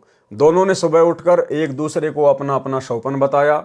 जिस किसान के घर रह रहे थे उसी के रेड़ू छोटी बैलगाड़ी में बैठकर छुड़ानी गए तो नाम पूछा, सही पाया। संत गरीबदास जी ने कहा कि आओ अर्जुन सर्जुन, परमात्मा का आदेश है, दीक्षा लो। उन्होंने दीक्षा ली। कुछ वर्ष छुड़ानी गांव में संत गरीबदास जी के पास रहे, फिर शरीर त्याग कर चले गए। उनका भी पुनर्जन्म होगा। अब देखो भाई और बहनों, यहां भी लिख दिया परमात्मा ने। क्या कह रहे हैं परमात्मा? उनका भी पुनर्जन्म होगा जो इस भक्ति समय में होगा। अब उनका मोक्ष होगा, अन्यथा गुरुद्रोही भी हो सकते थे, इसलिए उनको शरीर में रखकर उनकी श्रद्धा बनाए रखी। इसलिए भाई और बहनों, दास बार बार आप जियों को कहता आया है। ये प्रमाण तो दास ने देखे भी नहीं थे, ये प्रमाण तो अब निकल निकल के आ रहे हैं। परमात्मा दास को अंदर से ही वैसे ही प्रेरणा करते थे कि भैया अभी तक किसी का भी मोक्ष नहीं हुआ। गरीबदास जी ने अर्जुन सर्जुन का मोक्ष नहीं किया क्योंकि वो किसी का मोक्ष करने नहीं आए थे। वो खाली कबीर सागर में कबीर पंथियों ने काल प्रेरणा से जो मिलावट कर दी थी, उस मिलावट को दूर करने के लिए एक नया ग्रंथ साहिब लिखने के लिए आए थे। अरे गरीबदास जी के 2 परम शिष्य थे, बनखंडी दास और संतोष दास। जब उन्हीं का मोक्ष नहीं हुआ तो भला अर्जुन सर्जुन का कैसे मोक्ष हो जाता? मोक्ष तो अब होगा। सतयुग से लेकर कलयुग की प्रथम पीढ़ी तक जितनी भी आत्माएं, उन सब का अब परमात्मा इस कलयुग की बिचली पीढ़ी में उद्धार करेंगे। इस समय परमात्मा उनको पुनर्जन्म देंगे, फिर से उनको मौका देंगे। यदि आजीवन मर्यादा में रहेंगे, सतगुरु रामपाल जी को भगवान मानेंगे, तो भाई और बहनों मोक्ष होगा। अन्यथा जरूरी नहीं है कि वर्तमान में जन्म दे दिया तो मोक्ष हो जाएगा। मोक्ष के लिए तो मर्यादा जरूरी है। तो अर्जुन सर्जुन को अब परमेश्वर जन्म देंगे या दे दिया होगा, जैसे भी मालिक की मौज, लेकिन उद्धार नहीं हुआ। क्या कह रहे हैं? फिर शरीर त्याग कर चले गए, उनका भी पुनर्जन्म होगा जो इस भक्ति युग में होगा। अब उनका मोक्ष होगा, अन्यथा गुरुद्रोही भी हो सकते थे, इसलिए उनको शरीर में रखकर उनकी श्रद्धा बनाए रखी। और भाइयों और बहनों, जितनी भी टॉप मोस्ट आत्माएं हैं, जितनी भी टॉप मोस्ट आत्माएं हैं, सारी की सारी आत्माएं साध संगति वाले ही हैं। कारण यह था कि वे घर त्याग कर सतगुरु कबीर जी के शिष्य बने थे। वे कबीर जी से विमुख होकर किसी काल के दूत गुरु के आश्रम में रहते, उनका रंग चढ़ना ही था, वे भक्तिहीन हो जाते। उनके ऊपर विशेष कृपया परमेश्वर कबीर जी ने की थी। वैसे तो ये गलती क्षमा योग्य नहीं होती। आप और हमें समझा रहे हैं गुरुदेव कि जो गलती उन्होंने की थी 650 साल पहले, अपने गुरु के ऊपर संदेह पैदा करके, अपने गुरु को शिक्षा देकर, ये गलती वर्तमान में तुम ना कर देना। आप और हम पिछली पीढ़ी वालों को परमात्मा शिक्षा दे रहे हैं कि वैसे तो ये गलती क्षमा योग्य नहीं होती। इसलिए आप और हम भाई बहन वर्तमान में इतना ज्ञान प्राप्त करके इस मोक्ष टाइम में कलयुग की पिछली पीढ़ी में जन्म लेकर फिर से ये गलती ना कर दें, क्योंकि किसी को नहीं पता कि कौन सी आत्मा कौन है, कौन सी आत्मा कौन है। अगर वही गलती फिर से कर दी, फिर परमात्मा मौका नहीं देगा। गंगा दरिया में डुबोकर मारने की कुचेष्टा। कबीर परमेश्वर जी की ये लीला देखकर काशी के लोग कहने लगी कि ये जुलाहा भ्रष्ट हो गया है, भरे बाजार में दिन के समय शराब पीकर वैश्या के साथ घूम रहा है, लोक लाज समाप्त कर दी है, हमारी बहन बेटियों का बाहर निकलना मुश्किल कर दिया है। बाप बेटी भाई बहन कैसे यह अभद्र क्रिया सहन करेंगे। चलो राजा वीर सिंह बघेल जी को शिकायत करते हैं। हजारों की संख्या में जनता राज दरबार के सामने जाकर कबीर जी को सजा दो के नारे लगाने लगी। उस दिन दिल्ली का सम्राट सिकंदर लोदी भी काशी में आया था, उस दिन राज दरबार में ही उपस्थित था। दोनों नरेश बाहर आए, जनता की शिकायत सुनी तो सिकंदर राजा क्रोधित होकर बोला कि कबीर को बुला कर लाओ। परमात्मा को सिपाही पकड़ कर लाए। अब ये होती है भाइयों बहनों हरामखोरी, ये होती है काल प्रेरणा। जिस कबीर परमेश्वर ने सिकंदर लोदी का ऐसादे जलन का रोग ठीक किया, सिकंदर लोदी को अपना शिष्य बनाया, उसकी आंखों के सामने अद्भुत चमत्कार किए, लेकिन परमात्मा कहते हैं बिना ज्ञान के व्यक्ति राज पद प्राप्त करके और अहंकार में सड़ जाता है। और जनता के दबाव में आकर कि जनता कबीर जी के प्रति आक्रोश में है, और यदि जनता की बात नहीं मानी, कहीं मेरा राज ना चला जाए, जनता बगावत ना कर दे, और नालायक ने सारी हदें पार कर दी। अपने गुरु को पकड़ने के लिए सिपाही भेज दिए। राजा सिकंदर ने कहा, संत गरीबदास जी की वाणी, कहो कबीर ये क्या किया गणिका लीनी संग, गरीबदास साहा कहे पड़या भक्ति में भंग।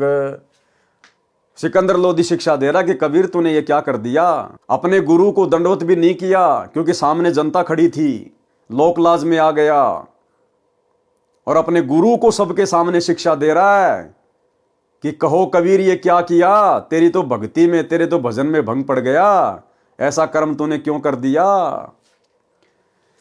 कहो कबीर ये क्या किया गणिका लीनी संग, गरीबदास सहा कहे पड़या भक्ति में भंग। कहे कबीर साह से सुनो अर्ज आवाज, गरीबदास वह राक्षसी जिनियो साजा साज। कि भाई मैं तो उस परमात्मा के आश्रय हूं जिसने ये पूरी सृष्टि रची है, जिसने सारा साज बनाया है, हमारी रखवाली वो करेगा। भाई भावार्थ, सिकंदर राजा ने कहा कि हे कबीर जी ये क्या गलती कर दी, आपकी भक्ति में विघ्न पड़ गया है, आपने वैश्या को साथ लेकर महान गलती की है। कबीर जी ने कहा कि हे बादशाह मेरी अर्ज सुनो, मेरी तथा मेरी भक्ति की रक्षा भी वही करेगा जिसने ये कर्म मेरे से करवाया है, जिसने सर्व सृष्टि की रचना की है। सा सिकंदर को सुनी बिष्ट हुए दो संत, गरीबदास चारों वरण उठी लागे सब पंथ। सब विरोध में आ गए परमात्मा के।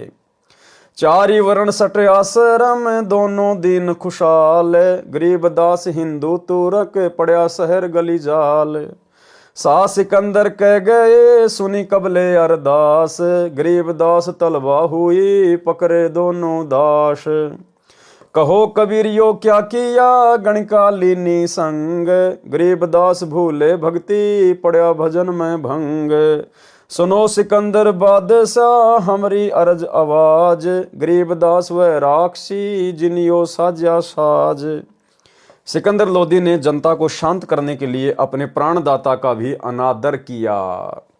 अपने हाथों से कबीर जी के हाथों में हथकड़ियां लगाई, पैरों में बेड़ी तथा गले में तोक लोहे की भारी बेल डाली और आदेश दिया कि जनता की इच्छानुसार नौका में बैठाकर गंगा दरिया के बीच में डालकर डुबो कर मार दो। देखो भाई और बहनों, हम ऐसे नीच थे, ऐसे हम कृतघ्नी थे। और यदि आज संगत में ऐसा कोई महादुखी व्यक्ति आता है, भयंकर रोगी आता है और नाम ले लिया, भक्ति भी कर रहा है, लेकिन फिर भी इतना जल्दी आराम नहीं मिल रहा, दुखी ज्यादा है, तो कहता भक्ति से क्या फायदा हो रहा है, मैंने तो इतने दिन हो गए नाम लिए हुए, इतने पाठ करा दिए, इतने साल हो गए, मेरे तो कोई विशेष लाभ है नहीं।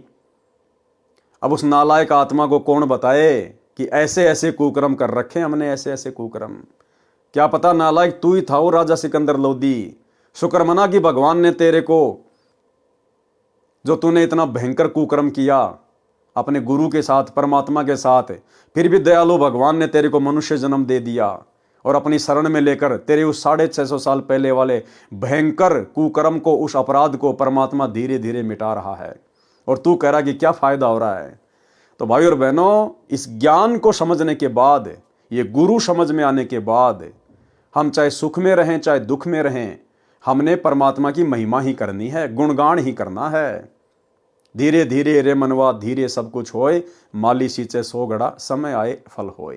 क्या पता हम क्या क्या कुबद करके, कितने भयंकर अपराध करके आप और हम इस कलयुग की बिचली पीढ़ी तक आए हैं। तो कहते हैं तेल तो तिलों से निकलेगा। तो धीरे धीरे परमात्मा हमारे अपराध, हमारे पाप कर्म इस भक्ति से, अपने आशीर्वाद से धीरे धीरे ही समाप्त करेंगे। ये उनकी प्रोसीजर है। राजा की आज्ञा मिलते ही सिपाही तथा जनता के कुछ व्यक्ति कबीर जी को नौका में बैठाकर गंगा दरिया के मध्य ले जाकर उठाकर दरिया के जल में फेंक दिया। गंगा दरिया में अथाह जल था। कबीर परमेश्वर जी की हथकड़ी, बेड़ी तथा गले की तोक अपने आप टूट गई। कबीर परमेश्वर जी जल के ऊपर सुखासन आलती पालती लगाकर बैठे रहे, जल में डूबे नहीं। ये अचरज देखकर भी उन मूर्खों ने परमेश्वर को नहीं समझा। उनके साथ राजा सिकंदर का धार्मिक पीर शेख तकी भी था, जिसने ये मोर्चा संभाल रखा था। उसने कहा कि यह कबीर जंत्र मंत्र जानता है, इसने जल को बांध दिया है, इसलिए नहीं डूब रहा है, इसको नौका में बैठाकर किनारे लाओ। ऐसा ही किया गया। शेख तकी ने कहा कि इसके शरीर के साथ भारी पत्थर बांधकर पुनः गंगा के मध्य ले जाकर जल में फेंक दो। ऐसा ही किया गया। इस बार भी सब पत्थर बंधन मुक्त होकर जल में डूब गए, परंतु परमेश्वर कबीर जी जल के ऊपर सुखासन लगाए बैठे रहे। नीचे से गंगा जल की लहरें बह रही थी, परमेश्वर आराम से जल के ऊपर बैठे थे। भाई और बहनों, परमात्मा वही है, कोई अंतर नहीं है, कोई भेद नहीं है। सतगुरु रामपाल जी स्वयं वही कबीर भगवान है, जिनके साथ हम नीचों ने ऐसी ऐसी घटनाओं को अंजाम दिया था। लेकिन उस समय परमेश्वर ने सार्वजनिक तौर पर चमत्कार करने थे, क्योंकि परमेश्वर ने अपनी महिमा को प्रकट करना था कि परमात्मा क्या होता है, परमात्मा क्या कर सकता है, ताकि हम बिचली पीढ़ी वाले अपने भगवान को पहचान लें उनकी महिमा से, और अन्य असमर्थ 3 लोक के भगवानों की जो झूठी महिमा बनी हुई थी, हम उसको पहचान सकें। वर्तमान में परमात्मा ने ये सब कुछ चमत्कार सार्वजनिक तौर पे नहीं करने हैं, क्योंकि वर्तमान का समय मोक्ष का समय है। परमात्मा ने ज्ञान को आधार बनाकर ही हमें सतलोक लेकर जाना है। गुप्त रूप में परमात्मा उससे भी बड़े बड़े चमत्कार अपने भक्तों के साथ में कर रहे हैं। कोडी को काया, बांझ को बेटा, निर्धन को माया, जिनकी सांसें समाप्त हो चुकी थी, उनको परमेश्वर ने ना जाने कितनों को नया जीवन दान दिया, जो आज भक्ति कर रहे हैं। क्योंकि आज ये मोक्ष का प्राइम टाइम है, आत्मा को तैयार करना है। परमात्मा ने चमत्कार बहुत दिखा दिए परमेश्वर ने। वर्तमान में सर्व के समक्ष चमत्कार नहीं करेगा, गुप्त रूप में खेल खेलेगा। और जो कुकृत्य आप और हम ही ने अपने परमात्मा के साथ 650 साल पहले किए थे, आज तो उससे भी कहीं ज्यादा दुख और तकलीफें ये नादान दुनिया अपने परमेश्वर को ना पहचान कर उनको दे रही है। लेकिन भाई और बहनों, ये वही परमात्मा है। ना इन्होंने 650 साल पहले किसी को कोई श्राप दिया, कोई बद्दुआ दी, और ना वर्तमान में उन्होंने किसी को कोई श्राप दिया, कोई बद्दुआ दी। किसको बद्दुआ दें? हम सब उन्हीं के तो बच्चे हैं। जो मैं पूत कपूत हूं, बहुर पिता को लाज। एक छोटा सा सत्संग गुरुदेव भगवान का।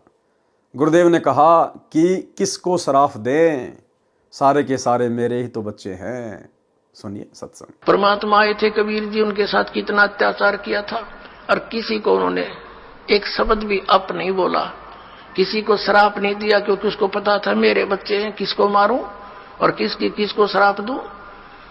तो पुण्यात्माओं, यहां आप देख लो पिछले इतिहास, किसी भी संत को जरा सा कुछ कह दे, श्राप दे दे, तेरा नाश होगा और उसकी वीरान मिट्टी हो जाए। अपना भी नाश किया उसने भक्ति का, और अगले को भी दुख दे दिया।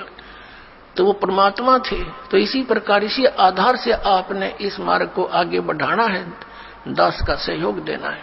तो भाई और बहनों, वही कबीर भगवान है, वही कबीर परमात्मा है। अगर इनके वर्तमान के संघर्ष को देखा जाए तो भाई और बहनों, 650 साल पहले वाला संघर्ष तो कुछ भी नहीं।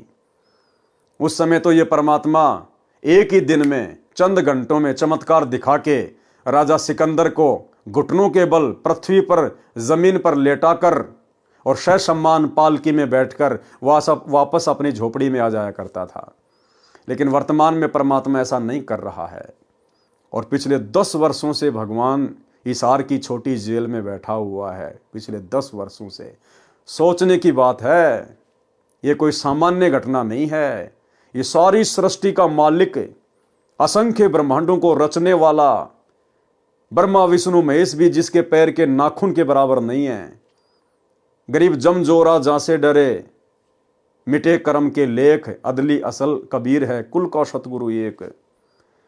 ऐसा समर्थ भगवान, जाके अर्ध रूम पर शकल पसारा, ऐसा पूर्ण ब्रह्म हमारा। गरीब ऐसा सतगुरु हम मिल्या, बेपरवाह अबंध, परम हंस पूर्ण पुरुष, रोम रोम रवि चंद। ऐसा समर्थ भगवान, और 10 साल से जेल में एक आम व्यक्ति की भांति, एक आम संत की भांति बैठा हुआ है। किसी को महसूस भी नहीं होने दे रहा, चेहरे पे कोई शिकन भी नहीं, किसी को कोई बद्दुआ या शराब भी नहीं। तो परमात्मा नहीं तो और क्या है? यदि ज्ञान आधार से समझ लिया तो हमारा भला है, अन्यथा आने वाले 2028 युग परिवर्तन वाले विनाशकारी समय में तो भाई बच्चा बच्चा इनको परमात्मा मानेगा, अपना बाप मानेगा, क्योंकि उस समय जीवन रक्षा का और कोई साधन दुनिया को दिखाई नहीं देगा। तो वही परमात्मा आज भी धरती पर प्रकट है। परमेश्वर आराम से जल के ऊपर बैठे थे। शेख तकी ने कहा कि सब उपस्थित जनता कबीर को पत्थर मार डालो। ऐसा ही किया गया। फिर तीर चलाने वाले सैनिकों से कहा कि तीर मार मार कर कबीर की हत्या कर दो, परंतु परमेश्वर कबीर जी की ओर न तो पत्थर आया न तीर। शेख तकी कबीर जी को मारने का अवसर हाथ से जाने नहीं देना चाहता था। शेख तकी ने कहा कि तोप मंगाओ, उसमें गोले मारकर काम तमाम कर दो। ऐसा ही किया गया। तोप यंत्र से गोले चलाए गए, परंतु कबीर परमेश्वर के आसपास एक भी नहीं गया। कोई तो वही किनारे पर जाकर गंगा जल में गिर जाए, कहीं दूसरे किनारे पर जाकर गंगा किनारे शांत हो जाए, कोई कुछ दूर तालाब में जाकर गिरे, परंतु परमेश्वर के निकट एक भी ना जाए। इस प्रकार 4 पहर यानी 12 घंटे तक ये जुल्म शेख तकी करता रहा। जनता का विवेक धर्म गुरुओं ने हर रखा था। परमेश्वर कबीर जी ने दया करी, जल के अंदर समा गए। शेख तकी खुशी से नाचने लगा कि डूब गया दुश्मन। अब सौ पर गारा, रेग तथा रेत चढ़ जाएगी, मिट्टी में दफन हो जाएगा। परमेश्वर कबीर जी अंतर ध्यान होकर रविदास जी की कुटिया पर गए और दोनों परमात्मा की महिमा के शब्द गाने लगे। शेख तकी ने अपने साथियों से कहा कि चलो रविदास से बताते हैं कि आपका अविनाशी परमात्मा गंगा के जल में डूबकर मर गया है। खूनी हाथी से मरवाने की व्यर्थ चेष्टा, यानी 52 प्रकार की व्यर्थ चेष्टा उस समय कबीर परमेश्वर जी को मरवाने के लिए की गई, लेकिन असफल। शेख तकी अपने प्रशंसकों के साथ संत रविदास जी की कुटिया पर पहुंचा तो देखा कबीर जी उपस्थित थे और इकतारे से शब्द गा रहे थे। शेख तकी की तो मासी मर गई। शर्म और क्रोधवश होकर सीधा सिकंदर लोदी राजा के पास विश्राम गृह में गया। तथा बताया कि कबीर न तो जल में डूबा न तोप से मरा, वो जादूगर है, जंत्र मंत्र जानता है, जिस कारण से बच जाता है। अब की बार इसको जनता के सामने खूनी हाथी से मरवाते हैं। राजा ने आज्ञा दे दी, नगर में मुनादी अनाउंसमेंट कर दी कि कल सुबह 10 बजे कबीर को खूनी हाथी से कुचलवा कर रोंदवा कर मारा जाएगा। सब देखने आना। वह एक निश्चित स्थान था। वर्तमान में बने स्टेडियम की तरह बनावट होती थी। उस ऊंचे मचान स्टेज पर राजा, मंत्री तथा अन्य उच्च अधिकारी बैठते थे। उस दिन राजा सिकंदर तथा काशी राजा वीरदेव सिंह बघेल के अतिरिक्त मंत्री तथा अन्य उच्च अधिकारी भी विराजमान थे। अब देखो भाई और बहनों, राजा वीर सिंह बघेल कहां से पार हो जाएगा। गुरुदेव कहते ना कि राजा वीर सिंह बघेल को सार नाम दे दिया था, उसको पार कर दिया था। कैसे पार हो जाएगा भाई और बहनों, ये तो ज्ञान निर्णय करेगा, ज्ञान। अरे सिकंदर लोदी कबीर जी का शिष्य, और उसने ऐसी घटिया हरकत की, खूनी हाथी से कुचलवा कर अपने गुरुदेव को मरवाने के लिए दिल्ली लाया गया और स्वयं ऊपर बैठकर तमाशा देखने के लिए तैयार है। और वहीं पर राजा वीर सिंह बघेल, काशी नरेश भी बैठ गया। इसको कहते हैं लोक लाज।